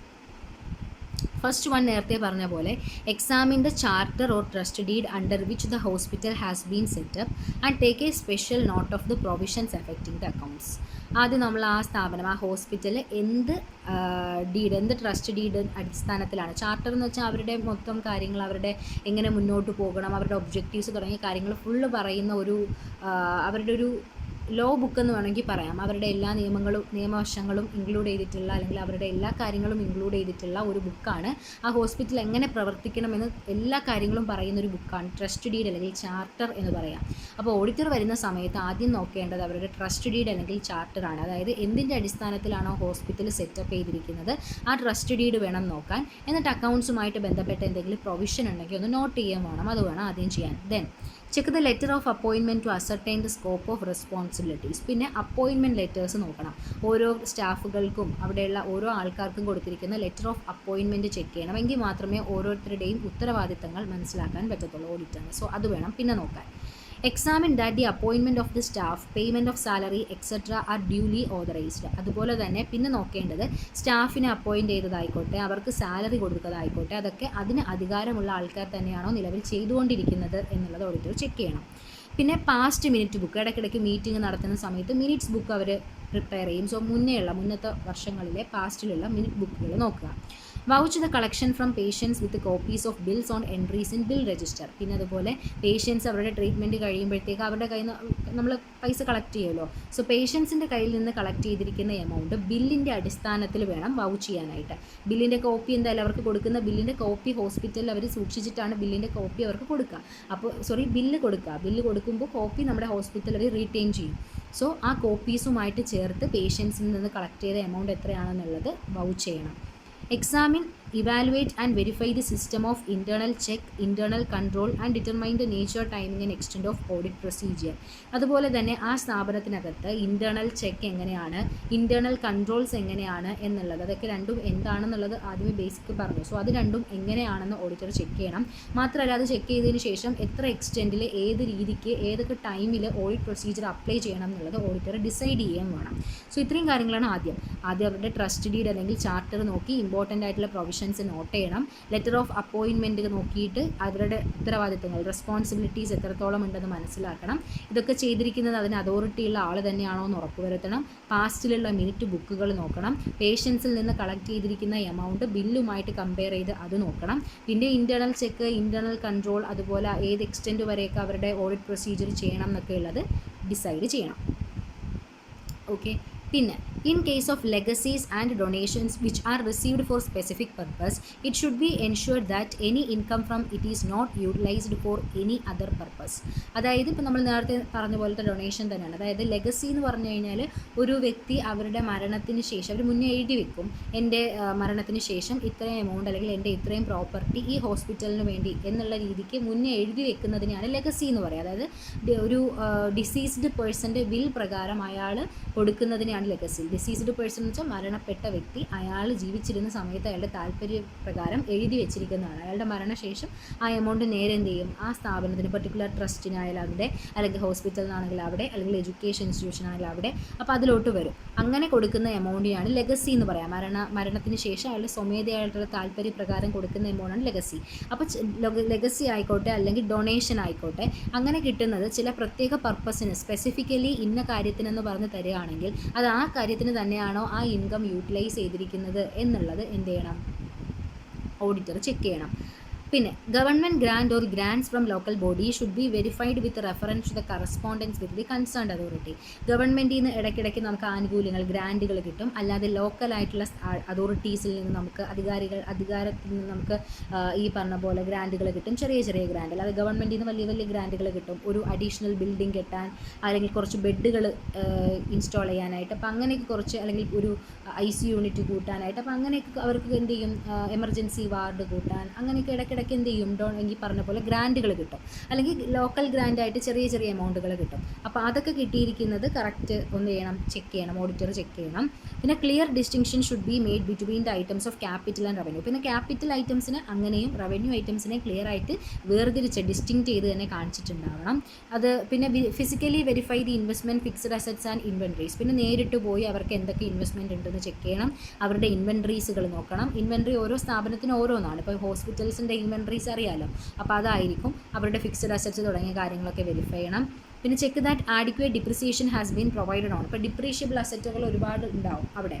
അപ്പോൾ ആ ഡിപ്രീഷ്യബിൾ അസറ്റുകൾക്കൊക്കെ, ഡിപ്രിസിയേഷൻ വരുന്ന അസറ്റുകൾ ഒരുപാടുണ്ട് ഒരു ഹോസ്പിറ്റലിനകത്ത്. അപ്പോൾ അതിനൊക്കെ കറക്റ്റായിട്ട് ഡിപ്രിസിയേഷൻ ചാർജ് ചെയ്തിട്ടുണ്ടോ എന്നുള്ളത് നോക്കണം. Verify that the financial statements has been prepared in the manner and format appropriate to the nature and ownership structure of organisation. ഒരു ഹോസ്പിറ്റലിലെ ഫിനാൻഷ്യൽസ് എങ്ങനെയാണോ പ്രിപ്പയർ ചെയ്യുന്നത് അതേ ഫോർമാറ്റ് ആൻഡ് അതേ രീതിക്ക്, അതേ മാനറിൽ തന്നെയാണോ ഫിനാൻഷ്യൽസ് അവർ പ്രിപ്പയർ ചെയ്തിരിക്കുന്നത് എന്ന് ചെക്ക് ചെയ്യണം. സോ ഈ 12 പോയിൻ്റാണ് ഓഡിറ്റർ ഹോസ്പിറ്റൽ അല്ലെങ്കിൽ ഹെൽത്ത് കെയർ സ്ഥാപനങ്ങളിൽ വരുമ്പോൾ ചെക്ക് ചെയ്യേണ്ട 12 കാര്യങ്ങളാണ് ഇവിടെ പറഞ്ഞത്. ഈ 12 പോയിൻറ്റ്സും നിങ്ങൾ എഴുതണം, ഒന്നും സ്കിപ്പ് ചെയ്യരുത്. കാരണം ടെക്സ്റ്റ് ബുക്കിൽ 10-30ഓളം പോയിൻറ്റ്സ് ഉണ്ട്. അതിൽ നിന്ന് ഞാൻ നിങ്ങൾക്ക് പഠിക്കാൻ എളുപ്പവും ഇമ്പോർട്ടൻ്റ് ആയിട്ടുള്ള കുറച്ച് പോയിൻറ്റ്സ് മാത്രമേ എടുത്തിട്ടുള്ളൂ. സോ ആരും ഇത് സ്കിപ്പ് ചെയ്യരുത്. ഈ നോട്ട് ഇതുപോലെ തന്നെ നിങ്ങൾ പ്രസൻറ്റ് ചെയ്യണം, ഒന്നും സ്കിപ്പ് ചെയ്യാൻ നിൽക്കരുത്.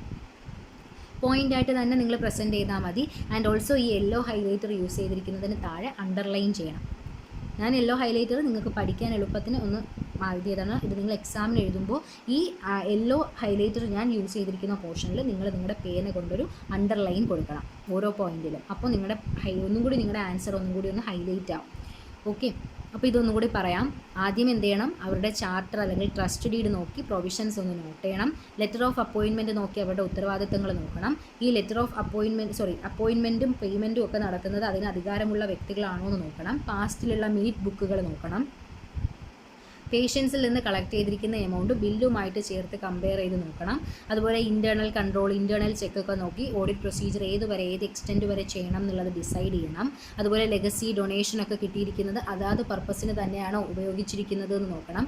പിന്നെ ഗവൺമെൻറ് ഗ്രാൻഡുകൾ, മറ്റ് ഗ്രാൻഡുകളൊക്കെ കിട്ടിയിട്ടുണ്ടെങ്കിൽ അത് ചെക്ക് ചെയ്യണം. റവന്യൂ ആൻഡ് ക്യാപിറ്റൽ ഐറ്റംസ് തമ്മിൽ കറക്റ്റ് ഒരു വ്യത്യാസം കൊടുത്തു വേണം അത് ചെയ്യാനായിട്ട്. അതുപോലെ ഇൻവെസ്റ്റ്മെൻറ്റ്സ്, ഫിക്സ്ഡ് അസറ്റ്സ്, ഇൻവെൻട്രീസ് ഒക്കെ ഫിസിക്കലി വെരിഫിക്കേഷൻ ചെയ്യണം.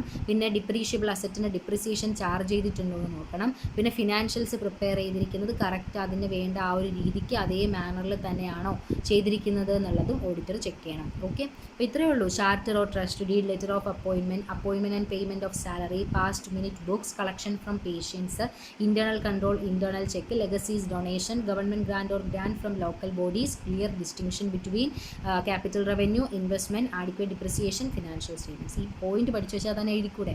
ഓക്കെ, അപ്പോൾ റിപ്പീറ്റഡ്ലി പഠിക്കുമ്പോൾ നിങ്ങളുടെ മനസ്സിലത് നിൽക്കും, പഠിക്കുക കേട്ടോ. അടുത്ത നമുക്ക് നോക്കേണ്ടത് ബാങ്കിലെ ഓഡിറ്റ് എങ്ങനെയാണ്. ബാങ്കിൽ നമ്മൾ ഓഡിറ്റിങ്ങിന് വരുമ്പോൾ എന്തൊക്കെയാണ് ഓഡിറ്റർ ചെക്ക് ചെയ്യേണ്ടത് എന്നുള്ളതാണ്. ഈ രീതിക്ക് നിങ്ങൾ പ്രസൻറ്റ് ചെയ്താൽ മതി. ഇത്രയേ ഉള്ളൂ, വളരെ സിമ്പിളാണ്, ചെറിയൊരിതാണ്. The banking industry is the pivot of any economy and its financial system. ഒരു സാമ്പത്തിക വ്യവസ്ഥയെ സംബന്ധിച്ച് അല്ലെങ്കിൽ ഒരു ഫിനാൻഷ്യൽ എക്കണോമിക് സിസ്റ്റത്തെ സംബന്ധിച്ച് ഏറ്റവും ഇമ്പോർട്ടൻ്റ് ആണ് അവിടുത്തെ ബാങ്കിങ് ഇൻഡസ്ട്രി എന്ന് പറയാം. ബാങ്കുകളാണ് മെയിൻ ഒരു എക്കണോമീനെ മുന്നോട്ട് നയിക്കുന്ന ഒരു മെയിൻ സോഴ്സ് ഓഫ് ഇൻകം, അല്ലെങ്കിൽ ആ എക്കണോമിയുടെ ഒരു ബാക്ക് ബോൺ എന്ന് തന്നെ പറയാം, ബാങ്കിങ് ഇൻഡസ്ട്രിയാണ്. സോ ബാങ്കിങ് ഇൻഡസ്ട്രി ഒരു എക്കണോമിയിലായിക്കോട്ടെ ഫിനാൻഷ്യൽ സിസ്റ്റത്തിലായിക്കോട്ടെ പ്രൈവറ്റ് ആണ്, അതായത് മെയിൻ ആണ്, അവിടുത്തെ ഇമ്പോർട്ടൻറ്റ് ഫാക്ടറാണ്. Banks are one of the foremost agents of financial intermediation in an economic like India. അതായത് ബാങ്ക് ഇല്ലാതെ നമുക്ക് ഇപ്പോൾ ഈ ഫിനാൻഷ്യൽ ട്രാൻസാക്ഷനോ ഇൻ്റർമീഡിയേഷനോ നടക്കുമോ? നമുക്ക് ഒരാളിൽ നിന്ന് ഒരാളിലേക്ക് ക്യാഷ് അയച്ചു കൊടുക്കണം, അല്ലെങ്കിൽ ഒരു ദൂരേക്ക് ഒരാൾക്ക് അയച്ചു കൊടുക്കണം. അപ്പോൾ അങ്ങനെയൊക്കെ ഉണ്ടെങ്കിൽ ഒരു ഫിനാൻഷ്യൽ ഇൻ്റർമീഡിയേഷൻ നടക്കണമെങ്കിൽ അതിന് ഏറ്റവും ഇമ്പോർട്ടൻ്റ് ആയിട്ട് വേണ്ടത്, ഇപ്പോൾ ഇന്ത്യ പോലുള്ള ഒരു സ്ഥാപനത്തിൽ ഇന്ത്യ പോലുള്ള ഒരു കൺട്രിയിൽ ഏറ്റവും അത്യാവശ്യം നമുക്ക് വേണ്ടത് ബാങ്കാണ്, അല്ലേ? ഇന്ത്യ മാത്രമല്ല, എല്ലാ കൺട്രീസിലും. പക്ഷേ ഇന്ത്യ എന്ന് പറയുമ്പോഴത്തേക്ക് അവിടെ ഇപ്പോൾ നമ്മൾ നോക്കുമ്പോൾ കൂടുതലും നമ്മളിപ്പോൾ ഡിജിറ്റൽ ട്രാൻസാക്ഷനാണ് നടക്കുന്നത്. അപ്പോൾ നമ്മൾ കൂടുതൽ ഇപ്പോൾ ലിക്വിഡ് ക്യാഷ് യൂസ് ചെയ്യുന്നതിന് കൂടുതലും നമ്മളെല്ലാവരും ജിപേ, ഫോൺ പേ അങ്ങനെയുള്ള ഓരോ ആപ്സ് യൂസ് ചെയ്ത് ഡിജിറ്റലി ആണ് നമ്മൾ, അല്ലെങ്കിൽ ബാങ്ക് ട്രാൻസ്ഫറൊക്കെയാണ് നമ്മൾ ചെയ്യുന്നത്. സോ അതെല്ലാം നമുക്ക് ചെയ്യണമെങ്കിൽ ഏറ്റവും അത്യാവശ്യം വേണ്ടത് എന്താണ്? ബാങ്കിങ് ഇൻഡസ്ട്രിയാണ്. വേറെ ഏത് കാര്യത്തിനേക്കാൾ കൂടുതൽ ഒരു എക്കണോമിയിൽ വേണ്ടത് ബാങ്കിങ് ഇൻഡസ്ട്രി ആണെങ്കിൽ മാത്രമേ അവിടെ ഫിനാൻഷ്യൽ ഇൻ്റർമീഡിയേഷൻ നടക്കത്തുള്ളൂ. ഓക്കെ, അപ്പോൾ ഇന്ത്യ എന്ന് പറയുന്നത് ഒരു ഡെവലപ്പിംഗ് നേഷനാണ്. നമുക്കിപ്പോൾ ഇന്ത്യ ഒരു എക്സാമ്പിളായിട്ട് അവർ തന്നേക്കുന്നതാണ്. അപ്പോൾ ഇന്ത്യ പോലുള്ള ഒരു കൺട്രിയിൽ ഏറ്റവും അത്യാവശ്യമായിട്ട് ഫിനാൻഷ്യൽ ഇൻ്റർമീഡിയേഷന് വേണ്ടത് ബാങ്ക് തന്നെയാണ്. ഇനി the banking institution in the country are working in a competitive environment and their regulatory framework is aligned with the international best practices. Banking industry എന്ന് പറയുമ്പോൾ ഒരു രാജ്യത്തെ ബാങ്കിങ് ഇൻഡസ്ട്രി എന്ന് പറഞ്ഞാൽ ഒരുപാട് കോമ്പറ്റീഷനിലൂടെയാണ് അത് പൊയ്ക്കൊണ്ടിരിക്കുന്നത്, അല്ലേ? ഒരു ബാങ്കിന് പകരം എടുക്കാൻ വേറെ ഒരുപാട് ബാങ്കുകൾ കാണും. സോ ഒരു കോമ്പറ്റേറ്റീവ് എൻവയോൺമെൻറ്റിലാണ് അത് വർക്ക് ചെയ്യുന്നത്. അതുകൊണ്ട് തന്നെ എല്ലാ ബാങ്കിനും ഒരേ നിയമവശമല്ല. അതായത് അവരൊരു മെയിൻ ആക്റ്റാണ് ഫോളോ ചെയ്യുന്നത് എങ്കിലും അവർക്ക് സെൽഫായിട്ട് കുറേ റൂൾസ് ഉണ്ടാവും. സോ അവരുടെ റെഗുലേറ്ററി ഫ്രെയിംവർക്കൊക്കെ അവർക്ക് ഇൻ്റർനാഷണൽ ലെവലിൽ തന്നെ ഏറ്റവും നല്ല പ്രാക്ടീസ് കിട്ടുന്ന രീതിക്കാണ് അവർ എപ്പോഴും ഫ്രെയിം ചെയ്യാറ് തന്നെ ഉള്ളത്. ഇനി നമ്മൾ ഈ പറഞ്ഞ ബാങ്കിൻ്റെ ഫിനാൻഷ്യൽ സ്റ്റേറ്റ്മെൻറ്റ്സ് ഓഡിറ്റ് ചെയ്യുന്ന സമയത്ത് ഓഡിറ്റ് ചെയ്യുമ്പോൾ എന്തൊക്കെ കാര്യങ്ങൾ ചെക്ക് ചെയ്യണം? കുറച്ച് പോയിൻറ്റ്സ് ആണ്. എന്തൊക്കെ നോക്കണം എന്നാണ്. അഡ്വാൻസ് ആയിട്ട് എന്തെങ്കിലും എമൗണ്ട്സ് കിട്ടിയിട്ടുണ്ടെങ്കിൽ അത് നോക്കണം. ക്യാഷ് ഇൻ ഹാൻഡ്, ബാങ്കിൻ്റെ കയ്യിൽ ലിക്വിഡ് ഫോമിലിരിക്കുന്ന ക്യാഷ് ഉണ്ടാവും. അതുപോലെ RBIയിൽ അവർ ഡെപ്പോസിറ്റ് ചെയ്തിരിക്കുന്ന ക്യാഷ് ഉണ്ടാവും, അത് നോക്കണം. മറ്റ് ബാങ്കുകളിൽ അവർക്ക് ഡെപ്പോസിഷൻസ് കാണും, അത് നോക്കണം. അപ്പോൾ advances, cash in hand, cash with RBI, cash with other bank, money at call and short notice, fixed other assets, അവർക്കുള്ള assets, deposits, borrowings, reserves and surplus, capital reserve, bills payable, contingent liability, ഇങ്ങനെ കുറേ കാര്യങ്ങൾ ഒരു ബാങ്കിന് വരും. ഇനിയുണ്ട് ഒരുപാട്. ഞാൻ കുറച്ച് പോയിൻറ്റ്സ് എടുത്തതാണ്. അപ്പോൾ ഇത്രയും ഒക്കെ കാര്യങ്ങൾ എന്ത് ചെയ്യണം? നിങ്ങൾ ഒരു ബാങ്കിൻ്റെ ഫിനാൻഷ്യൽ നോക്കുന്ന സമയത്ത്, ഓഡിറ്റ് ചെയ്യുന്ന സമയത്ത് നമ്മൾ ചെക്ക് ചെയ്യേണ്ട മെയിൻലി ഉള്ള കുറച്ച് കാര്യങ്ങളാണ് advances, cash in hand, balance with RBI, balance with other bank, money at call and short notice, fixed other assets, deposits, borrowings, reserves and surplus, capital reserve, bills payable, contingent liability, ഇതെല്ലാം എന്ത് ചെയ്യണം? അവർ check ചെയ്തിട്ടുണ്ടാവണം. ഇനി reports to be given by the bank auditor. Bank audit ചെയ്തിട്ട് bank auditor കൊടുക്കേണ്ട റിപ്പോർട്ടുകൾ എന്തൊക്കെയാണെന്നാണ്. അപ്പോൾ നോർമലി നമ്മൾ സാധാരണ ഓഡിറ്റ് ചെയ്തതിന് ശേഷം ഓഡിറ്റ് റിപ്പോർട്ട് കൊടുക്കും. പക്ഷേ ബാങ്കിനെ സംബന്ധിച്ച് ആ നോർമൽ ആയിട്ടുള്ള ഓഡിറ്റ് റിപ്പോർട്ടിന് പുറമെ ഒരു അഡീഷണൽ റിപ്പോർട്ടുകളുടെ ബാങ്കിന് മാത്രം കൊടുക്കണം. ആ റിപ്പോർട്ടിൻ്റെ പേര് long form audit report, LFAR എന്നാണ്. അതായത് സാധാരണ സ്ഥാപനങ്ങൾക്ക് ഓഡിറ്റ് റിപ്പോർട്ട് കൊടുക്കും. പക്ഷേ ബാങ്കിന് ആ ഓഡിറ്റ് റിപ്പോർട്ടിന് പുറമെ അഡീഷണൽ ഒരു റിപ്പോർട്ടും കൂടെ വേണം. അതിൻ്റെ പേരാണ് LFAR, long form audit report. അപ്പോൾ ബാങ്ക് ഓഡിറ്റർ കൊടുക്കേണ്ട റിപ്പോർട്ടിനെ പറ്റിയാണ് ഇവിടെ പറയുന്നത്. The auditor's report should state whether the balance sheet, P&L account and cash flow statement show a true and fair view of the financial position for the period under audit. അതായത് auditor audit ചെയ്തതിന് ശേഷം report കൊടുക്കുമ്പോൾ അയാൾ അതിൽ പറയുന്നത് എന്താണ്, ആ സ്ഥാപനത്തിൻ്റെ balance sheet, P&L account, cash flow, ഇതിലൂടെ ആ സ്ഥാപനത്തിൻ്റെ നിലവിൽ ബാങ്കിൻ്റെ ഇതുവരെയുള്ള പ്രവർത്തനത്തിലുള്ള അവരുടെ ഫിനാൻഷ്യൽ പൊസിഷനൊക്കെ ട്രൂ ആൻഡ് ഫെയർ ആയിട്ട് കിട്ടി എന്നാണ് ആ ഓഡിറ്റർ, അത് അതിൻ്റെ ഇൻഫർമേഷൻ ട്രൂ ആൻഡ് ഫെയർ ആയിട്ട് കിട്ടി എന്നുള്ള ഒപ്പീനിയനാണ് ഓഡിറ്റ് റിപ്പോർട്ടിൽ ഓഡിറ്റർ കൊടുക്കുന്നത്. Information relating to unaudited branch should also be given. അതുപോലെ അൺഓഡിറ്റഡ് ബ്രാഞ്ചുകൾ ഉണ്ടാകും, അതായത് ചെറിയ ചെറിയ ബ്രാഞ്ചുകൾ കാണും. ഒരു ബാങ്കിന് ഒരുപാട് ബ്രാഞ്ചുകൾ പല പല സ്ഥലങ്ങളിലുണ്ട്. അപ്പോൾ അതിൽ ചെറിയ ചെറിയ സ്ഥാപനങ്ങൾ അൺഓഡിറ്റഡ് ആയിട്ട് കാണും. അപ്പോൾ അതുപോലുള്ള അൺഓഡിറ്റഡ് ബ്രാഞ്ചുകളുടെ ഇൻഫർമേഷൻസും നമുക്ക് ഈ റിപ്പോർട്ടിനകത്ത് ഉൾപ്പെടുത്താൻ പറ്റും. പിന്നെ ഉള്ളതാണ് LFAR. Auditors of public sector bank, private sector bank, foreign bank are required to submit LFAR on various matters specified on by RBI.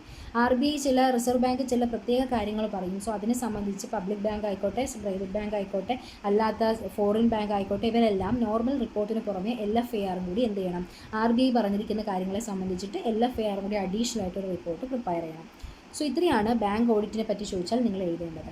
Banking industry ഒരു ഇക്കണോമി അല്ലെങ്കിൽ ഒരു ഫിനാൻഷ്യൽ സിസ്റ്റത്തെ സംബന്ധിച്ച് ഏറ്റവും പ്രൈവറ്റ് ആണ്. ആൻഡ് ബാങ്ക് എന്ന് പറയുന്നത് നമ്മുടെ ഫിനാൻഷ്യൽ ഇൻ്റർമീഡിയേഷൻ ഒരു എക്കണോമിയിൽ ഏറ്റവും ഇമ്പോർട്ടൻ്റ് ആണ്. ബാങ്കിങ് ഇൻഡസ്ട്രി ഒരു കോമ്പറ്റേറ്റീവ് എൻവയോൺമെൻറ്റിലാണ് വർക്ക് ചെയ്യുന്നത്. സോ അതുകൊണ്ട് തന്നെ അവരുടെ റെഗുലേറ്ററി ഫ്രെയിംവർക്ക് എപ്പോഴും ഇൻ്റർനാഷണൽ ലെവലിൽ ഏറ്റവും ബെസ്റ്റ് പ്രാക്ടീസ് കൊടുക്കാൻ പറ്റുന്ന രീതിക്കാണ് അവർ ഡ്രാഫ്റ്റ് ചെയ്യുന്നത്. ഒരു ബാങ്കിൻ്റെ ഫിനാൻഷ്യൽ സ്റ്റേറ്റ്മെൻറ്റ്സ് നമ്മൾ ഓഡിറ്റ് ചെയ്യുന്ന സമയത്ത് എന്തൊക്കെ നോക്കണം, അവരുടെ അഡ്വാൻസസ്, ക്യാഷ് ഇൻ ഹാൻഡ്, പിന്നെ RBIയിലുള്ള അവരുടെ ബാലൻസ്, മറ്റു ബാങ്കിലുള്ള അവരുടെ ബാലൻസ്, അതുപോലെ നമ്മൾ കോൾ മണി ആയിട്ട് കിട്ടുന്നത്, ഷോർട്ട് നോട്ടീസിലൂടെ മേടിക്കുന്നത്, അതുപോലെ ഫിക്സഡ് മറ്റ് ഡിപ്പോസിറ്റ്സുകൾ, borrowings, reserve surplus, capital reserve, bills payable, contingent liability തുടങ്ങിയ എല്ലാ കാര്യങ്ങളെ പറ്റിയിട്ടുള്ള ഡീറ്റെയിൽസ് അതിനകത്ത് വേണം. ആൻഡ് ഓൾസോ ബാങ്ക് ഓഡിറ്റർ കൊടുക്കുന്ന റിപ്പോർട്ട് എന്താണ്, ആ റിപ്പോർട്ടിൽ അയാൾ പറയും ഈ സ്ഥാപനത്തിൻ്റെ, ഈ ബാങ്കിൻ്റെ ഫിനാൻഷ്യൽ ബാലൻസ് ഷീറ്റ് ആയിക്കോട്ടെ, P&L ആയിക്കോട്ടെ, ക്യാഷ് ഫ്ലോ ആയിക്കോട്ടെ, ആ സ്ഥാപനത്തിൻ്റെ ഫിനാൻഷ്യൽ പൊസിഷനെ പറ്റി ട്രൂ ആൻഡ് ഫെയർ വ്യൂ തന്നു എന്നുള്ളതാണ് അയാൾ ഓഡിറ്റ് ചെയ്ത സമയത്ത് അയാൾക്കത് കിട്ടി എന്നുള്ള ഒരു റിപ്പോർട്ടാണ് അയാൾ കൊടുക്കുന്നത്. മാത്രമല്ല അൺഓഡിറ്റഡ് ആയിട്ടുള്ള ഓഡിറ്റ് ചെയ്യാത്ത ബ്രാഞ്ചസ് ഉണ്ടെങ്കിൽ അതിൻ്റെ ഇൻഫർമേഷനും ഈ റിപ്പോർട്ടിൽ ഇൻക്ലൂഡ് ചെയ്യാൻ പറ്റും. And also private sector bank, public sector bank, foreign bank, അവരൊക്കെ ഈ സാധാരണ റിപ്പോർട്ടിന് പുറമെ അഡീഷൻ ആയിട്ട് എന്ത് ചെയ്യണം, LFAR കൂടി പ്രിപ്പയർ ചെയ്തിട്ട് എന്ത് ചെയ്യണം, RBI പറഞ്ഞിരിക്കുന്ന കാര്യങ്ങളിൽ LFAR കൂടി പ്രിപ്പയർ ചെയ്യണം. ഇത്രയൊക്കെ അല്ലേടാ. അപ്പോൾ നമ്മളിപ്പോൾ 3 കാര്യങ്ങൾ പഠിച്ചു. എഡ്യൂക്കേഷണൽ ഇൻസ്റ്റിറ്റ്യൂഷൻ്റെ 12 പോയിൻറ്റ്, ഹെൽത്ത് കെയർ അല്ലെങ്കിൽ ഹോസ്പിറ്റലിൻ്റെ 12 പോയിൻറ്റ്, ബാങ്ക് ഓഡിറ്റ് കുറച്ച് കാര്യങ്ങളും പറഞ്ഞു. അപ്പോൾ ഇത്രയും ചോദിച്ചാൽ നിങ്ങൾ ഇത് വേണം എഴുതാനായിട്ട്.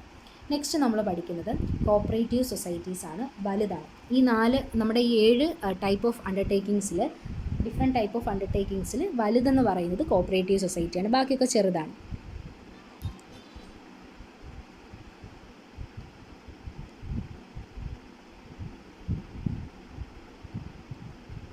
ഓക്കെ, അപ്പോൾ നമുക്ക് കോപ്പറേറ്റീവ് സൊസൈറ്റീസിൻ്റെ ഓഡിറ്റ് എങ്ങനെയാണെന്നുള്ളത് നോക്കാം. ഇത് കുറച്ചധികം ലെങ്തിയാണ്. നമുക്കിവിടെ കുറച്ച് കാര്യങ്ങൾ പറയാനുണ്ട്. കുറച്ചധികം എന്നൊന്നും പറയുന്നില്ല, ഒരു 3 പേജ് അത്രയേ ഉള്ളൂ. നോക്കാം. 3 പേജില്ല, 2 പേജേ വരൂ. ഞാനിങ്ങനെ ഷോർട്ടാക്കി എടുത്തിരിക്കുന്നതുകൊണ്ടാണ്. നിങ്ങൾക്ക് ശരിക്കും പറഞ്ഞാൽ ഞാനത് 2 പേപ്പറിൽ എഴുതിയിട്ടുള്ളൂ. ഒരു പേപ്പർ 2 പേപ്പറിൽ എഴുതിയിട്ടുള്ളൂ. ശരിക്കും ഏകദേശം ഒരു 3 പേജ് വരും. 2 പേപ്പറിൽ എഴുതിയിട്ടുള്ളെങ്കിലും 3 പേജ് വരും. ഓക്കെ, വലിയ ബുദ്ധിമുട്ടൊന്നുമില്ല, എളുപ്പമാണ്. നിങ്ങളിത് വലുതാണെന്നുള്ളത് കളയരുത്, എപ്പോഴും ചോദിക്കുന്നതാണ് കോപ്പറേറ്റീവ് സൊസൈറ്റി. സോ പഠിച്ചു വെക്കാം. ഇവിടെ നമ്മൾ ആദ്യം എന്ത് നോക്കണം, the auditor should carefully go through the bylaws of the society. ആ സൊസൈറ്റിയുടെ ബൈലോസ് എന്തൊക്കെയാണ്, നമ്മൾ നേരത്തെ ചാർട്ടർ പറഞ്ഞു, ട്രസ്റ്റ് ഡീഡ് പറഞ്ഞു, അതേപോലെ തന്നെ ഇവിടെയും ഓഡിറ്റർ എന്ത് ചെയ്യണം, അവരുടെ ബൈലോസ് എന്തൊക്കെയാണോ അവരുടെ നിയമങ്ങളുള്ളത് ആ നിയമങ്ങളെല്ലാം എന്ത് ചെയ്യണം, ആദ്യം അവർ നോക്കണം. പിന്നെ the auditor should examine the register of members of the society and individual share holdings. അതുപോലെ തന്നെ ഓഡിറ്റർ എന്ത് ചെയ്യണം, അവരുടെ രജിസ്റ്റർ ഓഫ് മെമ്പേഴ്സ്, അതായത് കോപ്പറേറ്റീവ് സൊസൈറ്റിയിലുള്ള മെമ്പേഴ്സിൻ്റെ ഡീറ്റെയിൽസ് പറയുന്ന രജിസ്റ്റർ ഓഫ് മെമ്പേഴ്സ്. അത് അവിടെ ഒരുപാട് മെമ്പേഴ്സ് ഉണ്ടാകും കോപ്പറേറ്റീവ് സൊസൈറ്റിയിൽ. ഇപ്പം പാർട്ട്ണർഷിപ്പിൽ പാർട്ട്നേഴ്സ് ഉള്ള പോലെ ഇവിടെ എന്താണ്, മെമ്പേഴ്സ് ഉണ്ട്. അപ്പോൾ അവിടുത്തെ മെമ്പേഴ്സിൻ്റെ ഡീറ്റെയിൽസ് പറയുന്ന രജിസ്റ്റർ ഓഫ് മെമ്പേഴ്സ് എന്ത് ചെയ്യണം, ഓഡിറ്റർ എക്സാമിൻ ചെയ്യണം. ഇൻഡിവിജ്വലി ഷെയർ ഹോൾഡ് ചെയ്യുന്ന ആൾക്കാരുടെ കാര്യങ്ങളും നോക്കണം.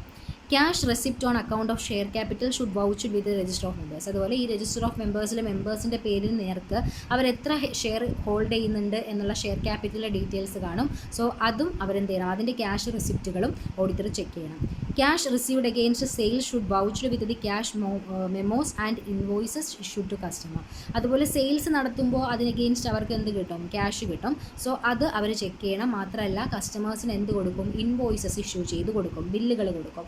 സോ അതും എന്ത് ചെയ്യണം? ചെക്ക് ചെയ്യണം. അതായത് സെയിൽസ് നടത്തി കസ്റ്റമറിന് ബില്ല് കൊടുക്കത്തില്ലേ, അതാണ്, അത് നോക്കണം. ക്യാഷ് കിട്ടിയ ക്യാഷിൻ്റെ മെമോസും നോക്കണം. Receipt of cash in respect of payment of interest and repayment of loans advanced by the society should be vouched with the loan agreement. അതുപോലെ തന്നെ എവർക്ക് എന്തുണ്ടാവും? ലോണുകൾ മറ്റ് സ്ഥാപനങ്ങളിൽ നിന്ന് കോപ്പറേറ്റീവ് സൊസൈറ്റിക്ക് ഉണ്ടാവും, എവർ ലോൺ കൊടുക്കുന്നതുണ്ടാവും. സോ ഇൻട്രസ്റ്റിൻ്റെ പേയ്മെൻറ്റ്, അതുപോലെ എവർ കൊടുത്ത ലോൺ തിരിച്ചടയ്ക്കുന്നത്, അല്ലെങ്കിൽ എവർ തിരിച്ച് ലോൺ അടയ്ക്കുന്നത്, അങ്ങനെ ഒരുപാട് കാര്യങ്ങളുണ്ട്. അപ്പോൾ ഇവർ അങ്ങനെയുള്ള ലോൺ എഗ്രിമെൻറ്റുകളുമായിട്ട് ബന്ധപ്പെട്ട് ഇൻട്രസ്റ്റ് കൊടുത്തത്, ലോൺസ് റീപേ ചെയ്യുന്നത് തുടങ്ങിയ കാര്യങ്ങളൊക്കെ ഇവർ നോക്കണം. അതായത് ഇപ്പം റെസിപ്റ്റ് ഓഫ് ക്യാഷ് ആണെന്ന് പറയുമ്പോഴത്തേക്ക് നമ്മളിവിടെ നിന്ന് ലോൺ കൊടുക്കും, അതിൽ നമ്മൾ കൊടുക്കുമ്പോഴത്തേക്ക് തിരിച്ച് ആൾക്കാരുടെ റീപേ ചെയ്യും, അതിൻ്റെ ഇൻട്രസ്റ്റ് തരും തുടങ്ങിയ കാര്യങ്ങളുടെ എത്രത്തോളം എമൗണ്ട് കിട്ടിയിട്ടുണ്ട് എന്നുള്ളത് ഓഡിറ്റർ ചെക്ക് ചെയ്യണം. അത് എന്ത് വെച്ചിട്ട് ചെക്ക് ചെയ്യണം? ആ ലോൺ എഗ്രിമെൻറ്റ് വെച്ചിട്ട് ചെക്ക് ചെയ്യണം. പിന്നെ cash received from members towards construction of houses or their maintenance should vouched with the register of members. അതുപോലെ തന്നെ മെമ്പേഴ്സിൻ്റെ കയ്യിൽ നിന്ന് ചിലപ്പോൾ എന്താണ് മെയിൻ്റനൻസിന് വേണ്ടിയിട്ടോ ഹൗസസിൻ്റെ കൺസ്ട്രക്ഷന് വേണ്ടിയിട്ടോ അങ്ങനെ എന്തെങ്കിലുമൊക്കെ എമൗണ്ടുകൾ കിട്ടും. അത് രജിസ്റ്റർ ഓഫ് മെമ്പേഴ്സുമായിട്ട് വെച്ചിട്ട് നമ്മൾ നോക്കണം. ഇത്രയുള്ള വളരെ സിമ്പിളാണ്. അപ്പോൾ ഒന്നാമത്തെ കാര്യം ബൈലോസ് ചെക്ക് ചെയ്യുക, രജിസ്റ്റർ ഓഫ് മെമ്പേഴ്സ് ചെക്ക് ചെയ്യണം, ഷെയർ ക്യാപിറ്റൽ എത്ര ഹോൾഡ് ചെയ്യുന്നുണ്ട് നോക്കണം, സെയിൽസിന് അഗെയിൻസ്റ്റ് എത്ര എമൗണ്ട് കിട്ടി നോക്കണം, പിന്നെ ഇൻട്രസ്റ്റ്, റീപേയ്മെൻറ്റ് ഓഫ് ലോൺസ് അതൊക്കെ നോക്കണം. പിന്നെ അതുപോലെ ക്യാഷ് റിസീവ് ചെയ്യുന്ന കൺസ്ട്രക്ഷൻ തുടങ്ങിയ കാര്യങ്ങൾക്ക് കിട്ടുന്നത് അതും നോക്കണം. അത് ബേസിക് പോയിൻറ്റ്സ് ആണ്. 6 പോയിൻറ്റും ബേസിക്സ് ആണ്. ഇനി അത് നമ്മൾ ആദ്യം അത് കൊടുക്കണം. കൊടുത്തതിന് ശേഷം താഴെ ഈ പറയുന്ന പോയിൻറ്റ്സ് എഴുതണം. The following additional point should be kept in mind while auditing A cooperative society. ഒരു കോപ്പറേറ്റീവ് സൊസൈറ്റി ഓഡിറ്റ് ചെയ്യുന്ന സമയത്ത് താഴെ പറയുന്ന കാര്യങ്ങൾ, പോയിൻറ്റ്സ് നമ്മൾ മനസ്സിൽ വെക്കണം. എന്തൊക്കെ പോയിൻറ്റ്സ് ആണ്? ഒരു 7 പോയിൻറ്റ്സ് ഉണ്ട്. 7 പോയിൻറ്റ്സ് മനസ്സിൽ വെക്കണം നമ്മൾ ഓഡിറ്റ് ചെയ്യുന്ന സമയത്ത്. അപ്പോൾ ഇത്രയേ ഉള്ളൂ. ആദ്യം ഈ ഒരു 5-6 പോയിൻറ്റ്സ് നിങ്ങൾ ഇൻട്രൊഡക്ഷനിൽ കൊടുക്കുക. അതിന് അഡീഷണൽ പോയിൻറ്റ്സ് ആണ് ഈ പറയുന്ന 7 ഓർത്ത് വെക്കുക. വളരെ വളരെ വളരെ ഇമ്പോർട്ടൻ്റ് ആണ്. MCQ ചോദിക്കുന്നത് ഈ മേഖലയിൽ നിന്നാണ്. അപ്പോൾ നിങ്ങളിത് ഓർത്ത് വെക്കുക. ഒന്ന്, qualification of auditor. Auditor additional ആയിട്ട് ചെയ്ത് നോക്കേണ്ട കാര്യങ്ങൾ എന്തൊക്കെയാണെന്നാണ്, ഓഡിറ്റർ ചെക്ക് ചെയ്യേണ്ട കാര്യങ്ങൾ എന്തൊക്കെയാണെന്നാണ്. ഒന്ന്, qualification of auditor. Generally, only a chartered accountant within the meaning of CA Act 1949 can be appointed as the auditor of a cooperative society. However, in certain state cooperative societies act, a person holding a government diploma in cooperative accounts or in corporation and accounts, or a person who has served as auditor in the cooperative department of government may also be appointed as auditor. നമ്മുടെ cooperative സൊസൈറ്റിയിൽ auditor ആവാൻ പറ്റുന്നത് ആർക്കാണ്? Generally സാധാരണഗതിയിൽ ഒരു chartered അക്കൗണ്ടൻറ്റിനാണ് ഒരു cooperative സൊസൈറ്റിയിലെ ഓഡിറ്ററായിട്ട് appointed ആവാൻ പറ്റുക. ഇനി അല്ലാന്നുണ്ടെങ്കിൽ ചില സ്റ്റേറ്റ് കോപ്പറേറ്റീവ് ആക്ട്, അതായത് ജനറലി അവർക്കാണ്. പക്ഷെ ചില സ്റ്റേറ്റുകളിൽ ചില പ്രത്യേക നിയമങ്ങൾ എഴുതി ഉണ്ടാക്കാറുണ്ട്. അതായത് ഈ കോപ്പറേറ്റീവ് അക്കൗണ്ട്സിൽ ഡിപ്ലോമ എടുക്കുന്ന, ഗവൺമെൻറ് സ്ഥാപനത്തിൽ നിന്ന് ഡിപ്ലോമ എടുക്കുന്ന ആൾക്കാരില്ലേ, അങ്ങനെയുള്ളവർക്കും, അല്ലെങ്കിൽ കോർപ്പറേഷൻ ആൻഡ് അക്കൗണ്ട്സ് എന്ന് പറയുന്ന സബ്ജക്റ്റിൽ ഡിപ്ലോമ, ഗവൺമെൻറ് സ്ഥാപനത്തിൽ നിന്ന് ഡിപ്ലോമ എടുക്കുന്ന ആൾക്കാർക്കും, അല്ലെങ്കിൽ മുമ്പ് ഗവൺമെൻറ്റിന് തന്നെ ഏതെങ്കിലും കോപ്പറേറ്റീവ് ഡിപ്പാർട്ട്മെൻറ്റിൽ ഓഡിറ്ററായിട്ട് മുമ്പ് എപ്പോഴെങ്കിലും വർക്ക് ചെയ്തിട്ടുള്ള ആൾക്കാർക്കും വേണമെങ്കിൽ എന്ത് ചെയ്യാം? ഓഡിറ്ററായിട്ട് വരാം. അപ്പോൾ ജനറലി ചാർട്ടേഡ് അക്കൗണ്ടൻറ്റിനാണ് കോപ്പറേറ്റീവ് സൊസൈറ്റിയുടെ ഓഡിറ്റർ ആവാൻ പറ്റുന്നത്. പക്ഷേ ചില സ്പെസിഫിക്, അതായത് സേർട്ടൺ ആയിട്ടുള്ള ചില പ്രത്യേക സ്റ്റേറ്റ് കോപ്പറേറ്റീവ് സൊസൈറ്റീസ് ആക്ട് ചില പ്രത്യേക നിയമങ്ങളിൽ പറഞ്ഞിട്ടുണ്ട്. അതായത് നമ്മുടെ CA act, chartered accountants act 1949 എങ്ങനെ CAക്ക് മാത്രമാണ് കോപ്പറേറ്റീവ് സൊസൈറ്റീസിനെ ഓഡിറ്റ് ചെയ്യാൻ പറ്റുന്നതെന്ന് പറയുന്നത്. പക്ഷേ ചില പ്രത്യേക സ്റ്റേറ്റ് കോപ്പറേറ്റീവ് ആക്ടിനകത്ത് എടുത്തു പറയുന്നുണ്ട്. ഒന്നുകിൽ കോപ്പറേറ്റീവ് അക്കൗണ്ട്സിൽ ഡിപ്ലോമ, ഗവൺമെൻറ് ഡിപ്ലോമ ഉള്ള ആളോ, അല്ലെങ്കിൽ കോപ്പറേഷൻ ആൻഡ് അക്കൗണ്ട്സ് എന്ന സബ്ജക്റ്റിൽ ഗവൺമെൻറ് ഡിപ്ലോമ ഉള്ള ആളോ, അല്ലെങ്കിൽ ഗവൺമെൻറ്റിൻ്റെ മുന്നേ ഏതെങ്കിലും ഡിപ്പാർട്ട്മെൻറ്റിൽ, കോപ്പറേറ്റീവ് ഡിപ്പാർട്ട്മെൻറ്റിൽ ഓഡിറ്ററായിട്ട് വർക്ക് ചെയ്തിട്ടുള്ള ആളുണ്ടെങ്കിൽ അവർക്ക് വേണമെങ്കിൽ എന്ത് ചെയ്യാം? ഓഡിറ്റർ ആവാമെന്ന് ചില പ്രത്യേക നിയമങ്ങളിൽ പറയുന്നുണ്ട്. പക്ഷേ നോർമലി ആർക്കാണ്? CAക്കാണ് പറ്റുന്നത്. ഓക്കെ, അപ്പോൾ ആ ക്വാളിഫിക്കേഷൻ ഓഡിറ്റർ ചെക്ക് ചെയ്യണം. ആരാണ് ഇവിടെ ഇപ്പോൾ നിലവിൽ മുമ്പ് ചെയ്തിരുന്നത് എന്നുള്ളത് ഓഡിറ്റർ ചെക്ക് ചെയ്യണം. പിന്നെ അപ്പോയിൻമെൻറ്റ് ഓഫ് ഓഡിറ്റർ. ആദ്യം ക്വാളിഫിക്കേഷൻ നോക്കി, ഇനി appointment. An auditor of a cooperative society is appointed by the Register of Cooperative Societies, and the auditor so appointed conduct the audit on behalf of the registrar and submit his report to the society. പിന്നെ auditor, cooperative സൊസൈറ്റിയിലെ ഓഡിറ്ററിനെ appoint ചെയ്യുന്നത് members എല്ലാവരും കൂടി ആ cooperative സൊസൈറ്റിയിലെ രജിസ്ട്രാറാണ് appoint ചെയ്തത്. Registrar, അതായത് ഈ cooperative society എവിടെയാണോ register ചെയ്തിരിക്കുന്നത് ആ ജൂറിസ്ഡിക്ഷനിൽ വരുന്ന രജിസ്ട്രാറാണ് എന്ത് ചെയ്യുന്നത്, ആ പരിധിയിൽ വരുന്ന രജിസ്ട്രാറാണ് ആ സ്ഥാപനത്തിന് വേണ്ട ഓഡിറ്ററിനെ അപ്പോയിൻറ്റ് ചെയ്യുന്നത്. ആൻഡ് എന്ത് ചെയ്യും, ആ അപ്പോയിൻറ്റ് ചെയ്ത ഓഡിറ്റർ അവിടെ ആ രജിസ്ട്രാറിൻ്റെയും അവിടെയുള്ള രജിസ്ട്രാറിൻ്റെ ബിഹാഫിൽ നിന്നുകൊണ്ട്, പരിധിയിൽ നിന്നുകൊണ്ട് അവിടെ ഓഡിറ്റ് ചെയ്യും. എന്നിട്ട് ആ റിപ്പോർട്ട് എന്ത് ചെയ്യും, സൊസൈറ്റിക്ക് കൊടുക്കും. അങ്ങനെയാണ് ചെയ്യുന്നത്. അപ്പോൾ ഓഡിറ്ററിനെ അപ്പോയിൻറ്റ് ചെയ്യുന്നത് ആരാണ്, കോപ്പറേറ്റീവ് സൊസൈറ്റിയിൽ ഓഡിറ്ററിനെ അപ്പോയിൻറ്റ് ചെയ്യുന്നത് ആ കോപ്പറേറ്റീവ് സൊസൈറ്റി നമ്മൾ ഏത് പരിധിക്കുള്ളിലാണോ രജിസ്റ്റർ ചെയ്തിരിക്കുന്നത് അവിടുത്തെ രജിസ്ട്രാറാണ് അവിടുത്തെ ഓഡിറ്ററിനെ അപ്പോയിൻറ്റ് ചെയ്യുന്നത്. ആൻഡ് ഓഡിറ്റർ അയാളുടെ പരിധിയിൽ നിന്നുകൊണ്ട് അവിടെ ഓഡിറ്റ് ചെയ്യും, ചെയ്തിട്ട് റിപ്പോർട്ടിൻ്റെയും സൊസൈറ്റിക്ക് കൊടുക്കും. ഓക്കെ. അടുത്തത് restriction on share holdings. Accordingly no member of the society other than a registered society can hold more than 20% of total number of shares of the society or such number of shares which in value exceeds ₹1000. എന്ന് പറഞ്ഞാൽ സൊസൈറ്റിയിലുള്ള ഒരു മെമ്പർക്കും registered other than no member of the society other than a registered society, അതായത് registered society ആണെങ്കിൽ പ്രശ്നമില്ല, registered society അല്ലാത്ത സൊസൈറ്റിയിലെ ഒരു മെമ്പറിനും അവരുടെ ഷെയർസിൻ്റെ 20% കൂടുതൽ ഹോൾഡ് ചെയ്യാൻ പറ്റില്ല. അല്ലെങ്കിൽ അതായത് 20% അല്ലെങ്കിൽ ഷെയറിൻ്റെ വാല്യൂ എടുക്കുമ്പോൾ 1000 രൂപയിൽ കൂടുതലുള്ള വാല്യൂ ഉള്ള ഷെയർസ് ഒരിക്കലും അവർക്ക് എന്ത് ചെയ്യാൻ പറ്റില്ല, ഹോൾഡ് ചെയ്യാൻ പറ്റില്ല. രജിസ്റ്റേർഡ് സൊസൈറ്റി ആണെങ്കിൽ പ്രശ്നമില്ല. അല്ലെങ്കിൽ ഷെയർ ഹോൾഡ് ചെയ്യുന്നതിന് റെസ്ട്രിക്ഷൻ ഉണ്ട്. അപ്പോൾ രജിസ്റ്റേർഡ് സൊസൈറ്റി ആണെങ്കിൽ പ്രശ്നമില്ല. രജിസ്റ്റേർഡ് സൊസൈറ്റി അല്ലാത്ത ഒരു സൊസൈറ്റിയിലെ മെമ്പേഴ്സിനും അവരുടെ ടോട്ടൽ ഷെയർസിൻ്റെ 20% കൂടുതലോ അല്ലെങ്കിൽ 1000 രൂപയിൽ കൂടുതൽ വാല്യൂ വരുന്ന ഷെയർസോ അവർക്ക് ഹോൾഡ് ചെയ്യാൻ പറ്റില്ല. ഇത് വളരെ വളരെ ഇമ്പോർട്ടൻ്റ് ആണ്, MCQ ചോദിക്കാറുണ്ട്. ഓക്കെ. അടുത്തത് ബോറോയിങ്സിൻ്റെ restriction. A cooperative society may accept loans and deposits from its members as well as non members. Cooperative സൊസൈറ്റിക്ക് ലോണുകൾ അവിടെയുള്ള അകത്തുള്ള മെമ്പേഴ്സിൻ്റെ നിന്നോ പുറത്തുള്ള ആൾക്കാർ നോൺ മെമ്പേഴ്സിൽ നിന്നോ അക്സെപ്റ്റ് ചെയ്യാനായിട്ട് പറ്റും. പിന്നെ books of accounts. Following records are maintained by cooperative society. Cooperative society എന്തൊക്കെ ബുക്സാണ് മെയിൻറ്റെയിൻ ചെയ്യേണ്ടതെന്നാണ്. ഒന്ന് ക്യാഷ് ബുക്ക്, പിന്നെ സ്റ്റോക്കിൻ്റെ കാര്യങ്ങൾ പറയുന്ന സ്റ്റോക്ക് രജിസ്റ്റർ, ഫിക്സഡ് ഡിപ്പോസിറ്റിൻ്റെ രജിസ്റ്റർ, സെക്യൂരിറ്റീസിൻ്റെ രജിസ്റ്റർ, അസറ്റ്സ് ആൻഡ് ഇൻവെസ്റ്റ്മെൻറ്റിൻ്റെ രജിസ്റ്റർ. ഈ 5 ബുക്ക് മെയിൻലി കുറേ വേറെയും ബുക്സ് ഉണ്ട്. മെയിൻലി അവർ ഈ 5 ബുക്കാണ്, 5 റെക്കോർഡ്സ് ആണ് മെയിൻറ്റെയിൻ ചെയ്യേണ്ടത്. Cash book, stock register, register of fixed deposits, register of fixed assets, register of securities. Okay. അടുത്തത് അപ്രോപ്രിയേഷൻ ഓഫ് പ്രോഫിറ്റ്, വളരെ ഇമ്പോർട്ടൻ്റ് ആണ്, MCQന് ചോദിക്കുന്നതാണ്. According to cooperative societies act 25% of the profit of a cooperative society should be transferred to a reserve fund before distribution of dividend or payment of bonus to its members. Cooperative society act പ്രകാരം അവർക്ക് എല്ലാ വർഷവും ഉണ്ടാകുന്ന പ്രോഫിറ്റിൻ്റെ 25% അവർ റിസർവിലേക്ക് മാറ്റിയിടണം. അവർ ആ പ്രോഫിറ്റിൽ നിന്ന് എന്ത് കൊടുക്കും, dividend കൊടുക്കും. അവിടെയുള്ള മെമ്പേഴ്സിന് ഡിവിഡൻഡ്, അതിൻ്റെ ഒരു ഭാഗം അവരുടെ ഷെയറിന് ഇൻവെസ്റ്റ് ചെയ്യുന്നതിന് ഡിവിഡൻഡ് കൊടുക്കും. പിന്നെ അതുപോലെ തന്നെ ബോണസ് കൊടുക്കും. അപ്പോൾ ആ ഡിവിഡൻറ്റും ബോണസും ഒക്കെ കൊടുക്കുന്നതിന് മുന്നേ അവരെന്ത് ചെയ്യണം, അവരുടെ പ്രോഫിറ്റിൻ്റെ 25% റിസർവിലേക്ക് മാറ്റിയിട്ട് ബാക്കി മാത്രമേ ഡിസ്ട്രിബ്യൂഷൻ ചെയ്യാൻ പാടുള്ളൂ. ഹോൾഡ് ചെയ്യുന്ന ഷെയർസ് 20% കൂടാൻ പാടില്ല, അല്ലെങ്കിൽ വാല്യൂ ആണെങ്കിൽ 1000 രൂപയിൽ കൂടുതൽ കൂടാൻ പാടില്ല. ഇനി പ്രോഫിറ്റ് വരുമ്പോൾ 25% എങ്ങോട്ട് മാറ്റണം, റിസർവിലേക്ക് മാറ്റണം. ഓക്കെ. അടുത്തത് കോൺട്രിബ്യൂഷൻ ടു ചാരിറ്റബിൾ പർപ്പസ്. ഇവിടെയും പെർസെൻറ്റേജിൻ്റെ ശ്രദ്ധിക്കണം.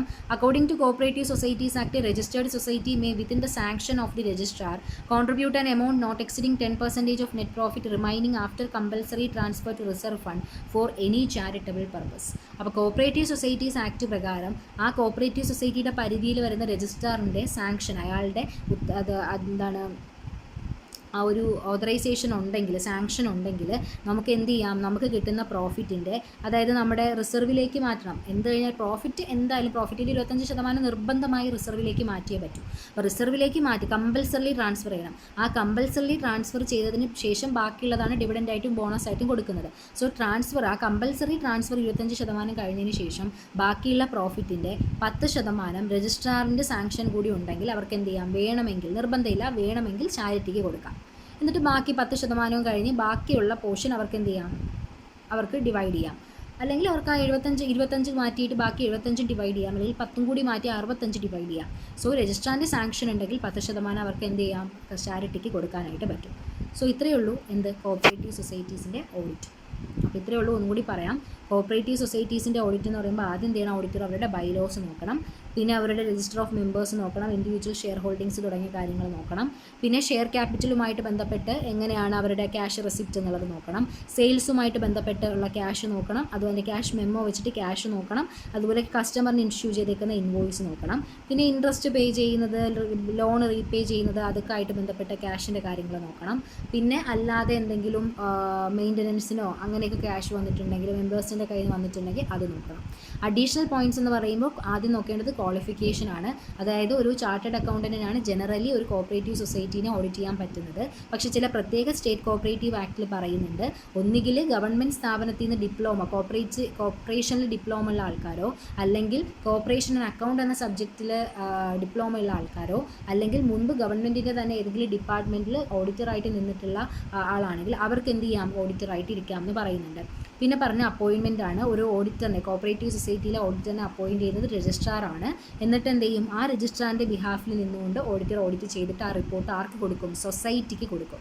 ദെൻ റെസ്ട്രിക്ഷൻ അക്കോർഡിംഗ്ലി എന്താണ്, രജിസ്റ്റേർഡ് സൊസൈറ്റിക്ക് പ്രശ്നമില്ല.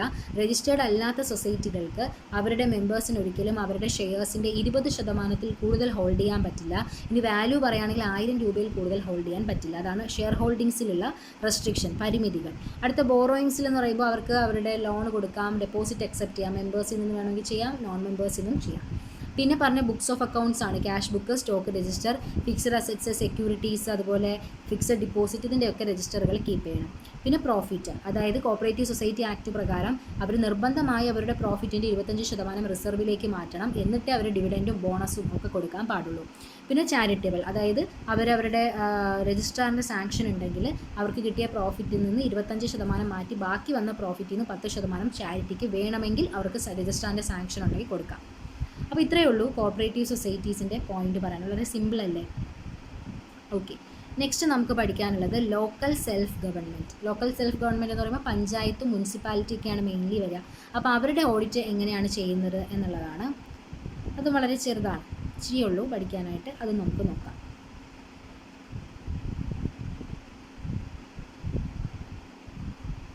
Okay, A municipality and a panchayat area can be defined as a unit of local self-government in an urban area. Urban ഏരിയയിൽ ഒരു ലോക്കൽ സെൽഫ് ഗവൺമെൻറ് എന്ന് പറയുമ്പോൾ നമ്മുടെ പഞ്ചായത്ത് വരും, മുനിസിപ്പാലിറ്റി, ആ ഒരു പരിമിതികളെയാണ്, ആ ഒരു പരിധിയിലുള്ള ഇതിനെയാണ് നമ്മളെന്ന് പറയുന്നത് ലോക്കൽ സെൽഫ് ഗവൺമെൻറ് എന്ന് പറയുന്നത്. അപ്പോൾ എന്താണതെന്നുള്ളത് ജസ്റ്റ് ഒന്ന് പറഞ്ഞാണ്. അപ്പോൾ നമ്മുടെ മുനിസിപ്പാലിറ്റി ആയിക്കോട്ടെ, പഞ്ചായത്ത് ആയിക്കോട്ടെ, അവിടെ ഓഡിറ്റ് ചെയ്യുമ്പോൾ നമ്മൾ എന്തൊക്കെ നോക്കണം എന്നുള്ളതാണ് പറയുന്നത്. ഒന്ന്, to ensure on the fairness and correctness of financial statement. അവരുടെ ഫിനാൻഷ്യൽസ് പ്രിപ്പയർ ചെയ്തിരിക്കുന്നതൊക്കെ കറക്റ്റാണോ, ഫെയർ ആണോ എന്നുള്ളത് നോക്കാം. പിന്നെ ഇൻറ്റേർണൽ കൺട്രോൾ എത്രത്തോളം ആഡിക്വേറ്റ് ആണ് എന്നുള്ളത് ഓഡിറ്റർ റിപ്പോർട്ട് ചെയ്യണം. ഫ്രോഡ് ഉണ്ടെങ്കിലും എറർ ഉണ്ടെങ്കിലും ഒക്കെ കണ്ടുപിടിക്കണം. To ensure the value of money is fully received as amount spend. അതുപോലെ തന്നെ നമ്മൾ സ്പെൻഡ് ചെയ്ത പൈസയൊക്കെ നമുക്ക് തിരിച്ച് അതുപോലെ വാല്യൂ ഫോർ മണി ആയിട്ട് കിട്ടിയിട്ടുണ്ടോ എന്നുള്ളത് നോക്കണം. Accordingly the auditor is supposed to consider the following. ഈ പറഞ്ഞ പോയിൻറ്റ്സിന് പുറമേ ഓഡിറ്റർ അഡീഷണൽ ആയിട്ട് കുറച്ച് കാര്യങ്ങളും കൂടി നോക്കണം. എന്തൊക്കെയാണ്? Ensure that his appointment is in line with the respective regulation of local body. അവർക്ക് കുറേ നിയമങ്ങളുണ്ടല്ലോ, ആ നിയമങ്ങൾ വെച്ചിട്ട് അത് കറക്റ്റ് ഫോളോ ചെയ്തിട്ട് തന്നെയാണോ അയാളെ, ഓഡിറ്ററിനെ അപ്പോയിൻറ്റ് ചെയ്തിരിക്കുന്നതെന്ന് ആദ്യം നോക്കണം. Obtaining detailed understanding of the rules and regulations that govern the operations, mainly financial control and accounts. അതുപോലെ തന്നെ അവരുടെ ഓപ്പറേഷൻസ് മുന്നോട്ട് പോകുമ്പോൾ അവരുടെ റൂൾസ് ആൻഡ് റെഗുലേഷൻസിനെ പറ്റി കറക്റ്റായിട്ട് ഡീറ്റെയിൽ ആയിട്ട് മനസ്സിലാക്കിയിട്ടുണ്ടാവണം. മെയിൻലി അവരുടെ ഇൻറ്റേർണൽ കൺട്രോൾ അക്കൗണ്ട്സ് അതൊക്കെ. Consult the relevant documents, minutes, resolutions of. അവർ മീറ്റിംഗ് നടത്തുമ്പോൾ പല ഡോക്യുമെൻറ്റ്സ് ഉണ്ടാക്കും, മിനിറ്റ്സ് ഉണ്ടാക്കും, റെസൊല്യൂഷൻസ് ഉണ്ടാക്കും. സോ അതൊക്കെ കറക്റ്റായിട്ട് കൺസൾട്ട് ചെയ്യണം. Ensure that where huge financial expenditure is involved, the schemes are running economically and are expected to generate the targeted outcome. അതുപോലെ തന്നെ എന്തെങ്കിലും വലിയ എക്സ്പെൻഡിച്ചറുകൾ ഉണ്ടായിട്ടുണ്ടെങ്കിൽ അത് എക്കണോമിക്കലി അവർക്ക് കൊണ്ടുപോകാൻ പറ്റുമോ, അവർ ഉദ്ദേശിച്ച ഔട്ട്കം അവർക്ക് അതിൽ നിന്ന് ജനറേറ്റ് ചെയ്യാൻ കഴിഞ്ഞോ എന്നുള്ളത് എൻഷുർ ചെയ്യണം. Check the utilisation of grant. ഗവൺമെൻറ്റിൽ നിന്ന് അവർക്ക് ഗ്രാൻഡ് ഒക്കെ കിട്ടും, ആ ഗ്രാൻഡുകൾ കറക്റ്റ് ഉപയോഗിച്ചിട്ടുണ്ടോ എന്ന് നോക്കണം. Where there is any provision of fund, ensure that the expenditure is incurred from the provision and the same has been authorised by the competent authority. അതുപോലെ അവരുടെ കയ്യിൽ എന്തെങ്കിലും ഒരു പ്രൊവിഷൻ, ഏതെങ്കിലും ഒരു ഫണ്ട് അവർ പ്രൊവിഷനായിട്ട് വെച്ചിട്ടുണ്ടായിരുന്നുവെങ്കിൽ അവർക്ക് എന്തെങ്കിലും എക്സ്പെൻഡിച്ചർ വന്നെങ്കിൽ അത് ആ പ്രൊവിഷനിൽ നിന്ന് തന്നെയാണോ, അത് കറക്റ്റ് ഓതറൈസേഷൻ കിട്ടിയിട്ട് തന്നെയാണോ ഉപയോഗിച്ചിരിക്കുന്നത് എന്നുള്ളത് നോക്കണം. Apply in depth investigation in areas with potential fraud. പിന്നെ ഫ്രോഡ് ഉണ്ടാവാൻ സാധ്യതകൾ പോലുള്ള ഒരു പബ്ലിക് സെക്ടറാണ്, ബ്രോഡർ ഏരിയ ആണ്, അപ്പോൾ അവിടെ ഫ്രോഡ് ഉണ്ടാവാനുള്ള ചാൻസസ് കൂടുതലാണ്. സോ ആ ഏരിയകളൊക്കെ ഒന്ന് ഡെപ്തിൽ ഇൻവെസ്റ്റിഗേറ്റ് ചെയ്യണം. ഇത്രയാണ് നമുക്ക് എന്ത് പറയാനുള്ളത്. ലോക്കൽ സെൽഫ് ഗവൺമെൻറ്റിൻ്റെ ഓഡിറ്റ് എന്ന് പറയുന്നത് ഇത്രയേ ഉള്ളൂ. വളരെ സിമ്പിളാണ്. A municipality and a panchayat area can be defined as the unit of local self government. Major objectives അവരുടെ ഫിനാൻഷ്യൽസിൻ്റെ ഫെയർനെസ് ആൻഡ് കറക്റ്റ്നെസ് നോക്കണം. ഇൻറ്റേർണൽ കൺട്രോളിൻ്റെ ആഡിക്വസിയെ റിപ്പോർട്ട് ചെയ്യണം. അതുപോലെ ഫ്രോഡ് ആൻഡ് എററുകൾ ഡിറ്റക്ട് ചെയ്യണം. To ensure the value of money is fully received. നമ്മൾ സ്പെൻഡ് ചെയ്തിരിക്കുന്ന പൈസയ്ക്കുള്ള അനുസരിച്ചിട്ടുള്ള മണി നമുക്ക് റിസീവ് ചെയ്തിട്ടുണ്ടോ എന്നുള്ളത് നോക്കണം. അതിന് പുറമെ അയാൾ നോക്കണം അയാളെ അപ്പോയിൻറ്റ് ചെയ്തിരിക്കുന്ന കറക്റ്റ് ആ നിയമപ്രകാരം തന്നെയാണോ, അവരുടെ റൂൾസ് ആൻഡ് റെഗുലേഷനെ പറ്റി ഡീറ്റെയിൽ ആയിട്ട് മനസ്സിലാക്കണം. അവരുടെ മീറ്റിംഗ്സിൽ ഉണ്ടാക്കിയ ഡോക്യുമെൻറ്റ്സും മിനിറ്റ്സും മറ്റ് റെസൊല്യൂഷൻസുകളും കറക്റ്റ് നോക്കണം. ഫിനാൻഷ്യൽ എക്സ്പെൻഡിച്ചേഴ്സ് എന്തെങ്കിലും ഹ്യൂജ് ആയിട്ട് ഉണ്ടായിട്ടുണ്ടോ, ഉണ്ടെങ്കിൽ അവരുടെ ഔട്ട്കം അവർക്ക് കറക്റ്റ് അവർ ഉദ്ദേശിച്ച ആ ഒരു ഔട്ട്കം ജനറേറ്റ് ചെയ്യാൻ പറ്റുമോ, എക്കണോമിക്കലി മൂവ് ആക്കാൻ പറ്റുമോ എന്നുള്ളത് ചെക്ക് ചെയ്യണം. പിന്നെ അതുപോലെ ഗ്രാൻറ്റുകൾ കിട്ടിയിട്ടുണ്ടെങ്കിൽ അത് പ്രോപ്പറായിട്ട് യൂട്ടിലൈസ് ചെയ്തോന്ന് നോക്കണം. ഫണ്ടിൻ്റെ പ്രൊവിഷൻ ഉണ്ടെങ്കിൽ എന്തെങ്കിലും എക്സ്പെൻഡിച്ചർ ചിലവ് വന്നിട്ടുണ്ടെങ്കിൽ അത് ആ പ്രൊവിഷൻ ചെയ്ത് തന്നെ എടുത്തിട്ടുണ്ടോ എന്ന് നോക്കണം. പിന്നെ ഡെപ്തിൽ അവരെന്ത് ചെയ്യണം, ഫ്രോഡ് ഉണ്ടാവാൻ സാധ്യതയുള്ള ഏരിയാസ് ഒന്ന് ചെയ്യാൻ വേണം. ഓക്കെ, ഇനി അടുത്ത പറയുന്നത് സിനിമ ഹാളിൻ്റെ ഓഡിറ്റാണ്.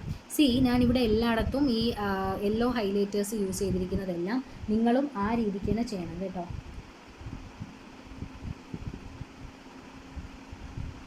നിങ്ങൾ ആ രീതിക്ക് തന്നെ ചെയ്യണം. നിങ്ങൾ വിട്ടുപോരുത്. ഞാൻ അത് നിങ്ങൾ എക്സാമിന് പ്രസൻറ്റ് ചെയ്യുമ്പോൾ പോയിൻ്റ് വൈസ് ഇതുപോലെ ചെയ്താൽ മതി. ഇങ്ങനെ റോമൻ ലെറ്റേഴ്സിൽ നിങ്ങൾ കൊടുത്താൽ മതി. നിങ്ങൾ കൊടുക്കുമ്പോൾ നിങ്ങൾ എന്ത് ചെയ്യണം, ഈ അപ്പോയിൻമെൻറ്റിൻ്റെ താഴെ ഒരു underline, detail understanding of the rules and regulation ഒരു അണ്ടർലൈൻ. അപ്പോൾ പോയിൻ്റ് ഫുൾ അണ്ടർലൈൻ ചെയ്യരുത്, ഈ കീവേഡ്സിൽ മാത്രം ഒരു അണ്ടർലൈൻ കൊടുത്ത് ഈ പോയിൻ്റ് ഇതേപോലെ നിങ്ങൾ പ്രസൻറ്റ് ചെയ്യണം. ഞാൻ നിങ്ങൾക്ക് എക്സാമിന് പ്രസൻറ്റ് ചെയ്യാൻ പറ്റുന്ന രീതിക്കാണ് ആൻസർ തന്നിരിക്കുന്നത്. അത് നിങ്ങൾ അതേപോലെ പ്രസൻറ്റ് ചെയ്താൽ മതി. ഓക്കെ, ഇനി നമുക്ക് അടുത്ത പഠിക്കാനുള്ളത് cinema ഹാളാണ്.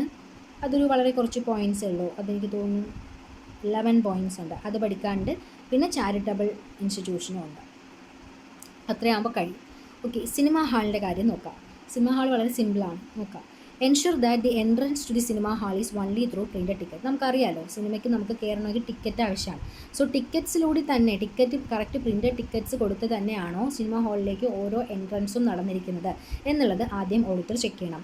Ensure that tickets R സീരിയലി numbered and bound in book. നമുക്കറിയാം ഈ ടിക്കറ്റ് എന്ന് പറയുന്നത് ഒരു നമ്പർ, ഓരോന്നിനും ഒരു നമ്പർ, സീരിയൽ നമ്പർ ഉണ്ട്.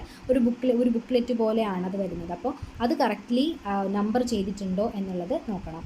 Ensure that number of tickets issued for each show and class are different. അതുപോലെ ഓരോ ഷോയ്ക്കും ഓരോ ക്ലാസ്സിനും വരുന്ന, അതായത് ഇപ്പോൾ ഒരു ദിവസം 3 ഷോ ഉണ്ടെന്ന് വെക്കാം. ഓക്കെ, അപ്പോൾ ആ 3 ഷോയ്ക്കും നമ്പർ ഓഫ് ടിക്കറ്റ് ഓരോന്നിനും സെപ്പറേറ്റ് ആണ്, ക്ലാസ്സുകൾ ഡിഫറെൻ്റ് ആണ്. ഓക്കെ, അപ്പോൾ നമ്മൾ എടുക്കുന്ന സീറ്റ് അങ്ങനെയൊക്കെ വ്യത്യാസമുണ്ടല്ലോ.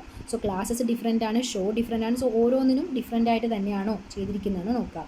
Ensure that the inventory of ticket is kept in proper custody. അതുപോലെ ആ ടിക്കറ്റിൻ്റെ കറക്റ്റ് ആ ഒരു ഇൻവെൻട്രി, അതായത് അതിൻ്റെ റെസിപ്റ്റ് പോർഷൻ കയ്യിൽ സൂക്ഷിച്ചിട്ടുണ്ടോ, അവർ ആ സിനിമ ഹാളിൽ സൂക്ഷിച്ചിട്ടുണ്ടോ എന്ന് എൻഷുർ ചെയ്യണം.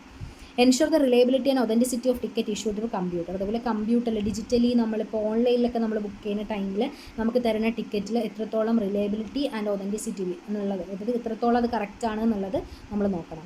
Ensure that at the end of each show A proper statement is prepared. അതുപോലെ തന്നെ ഓരോ ഷോ കഴിയുമ്പോഴും അവർക്ക് അത് കളക്റ്റായ എമൗണ്ട് അവർ കറക്റ്റായിട്ട് അവർ Tally ചെയ്തിട്ടുണ്ടാകണം.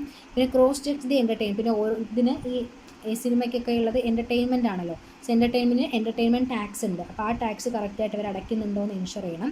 Vouch the expenditure on publicity of pictures, maintenance of hall, electricity expense etcetera. അതായത് നമ്മൾ ഇടയ്ക്കിടയ്ക്കൊക്കെ ഈ സിനിമ ഹാളിൽ നിന്ന് മിക്കപ്പോഴും നമ്മൾ ഓരോ ഷോ കഴിയുമ്പോഴും ക്ലീൻ ചെയ്യേണ്ടി വരും. അതുപോലെ നമ്മൾ പിക്ചേഴ്സൊക്കെ ഇത് ചെയ്യേണ്ടി വരും. പിന്നെ ആഡ് കാണിക്കേണ്ടി വരും, അഡ്വർടൈസ്മെൻ്റ് ഒക്കെ ഒരു ഫിലിം തുടങ്ങുന്നതിന് മുമ്പ്.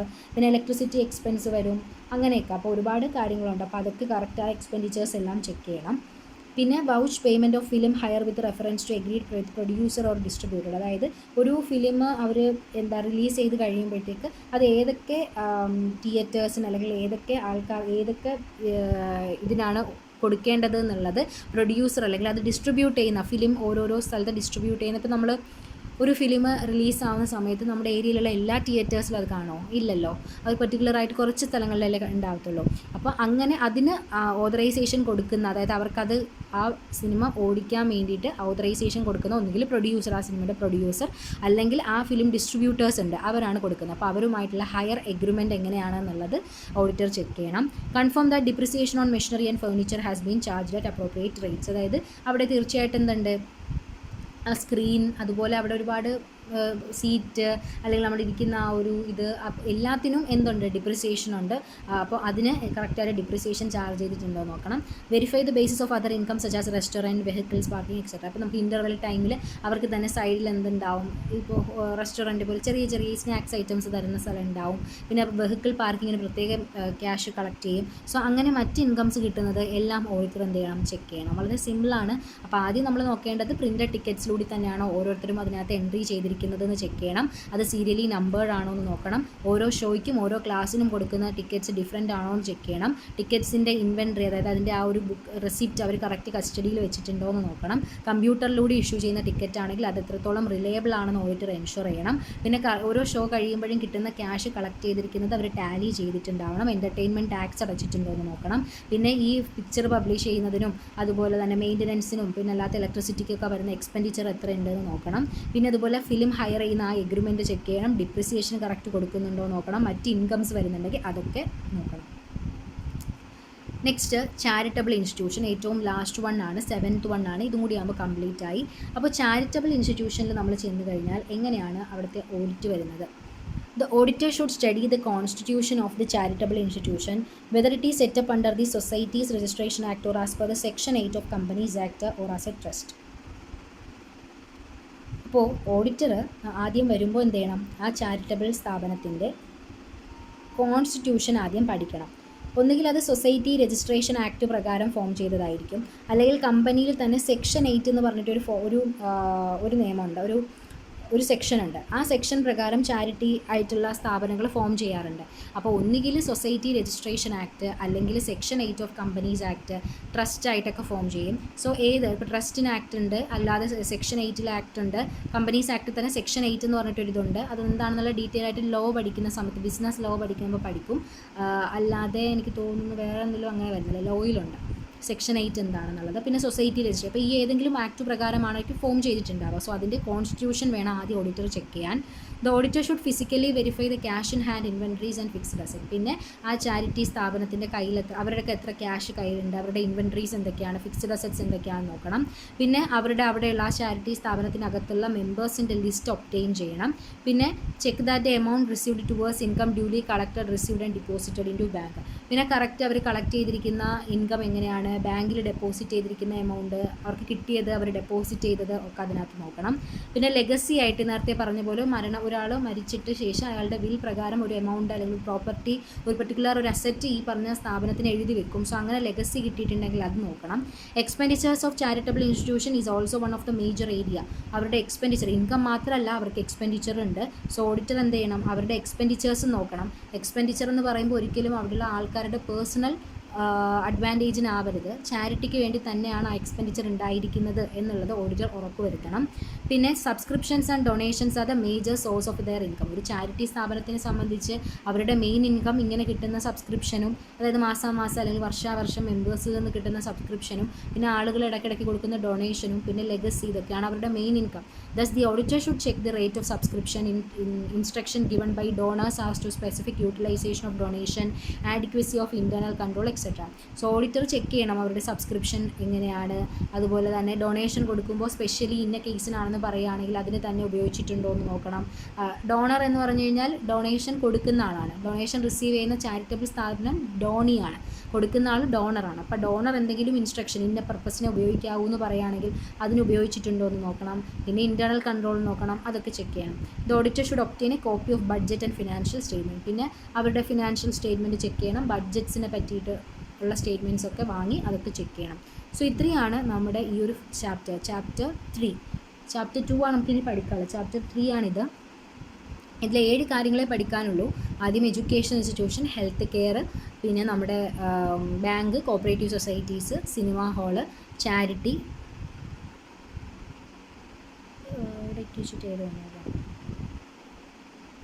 Local self government. ഇത്രയാണ് നമുക്ക് പഠിക്കാനുള്ളത്. അപ്പോൾ എല്ലാം ഞാൻ ഡീറ്റെയിൽ ആയിട്ട് പറഞ്ഞിട്ടുണ്ട്. നിങ്ങൾ ഞാൻ എങ്ങനെയാണോ ഈ നോട്ട് തന്നിരിക്കുന്നത് ഈ രീതിക്ക് നിങ്ങൾ എക്സാമിന് എഴുതിയാൽ മതി.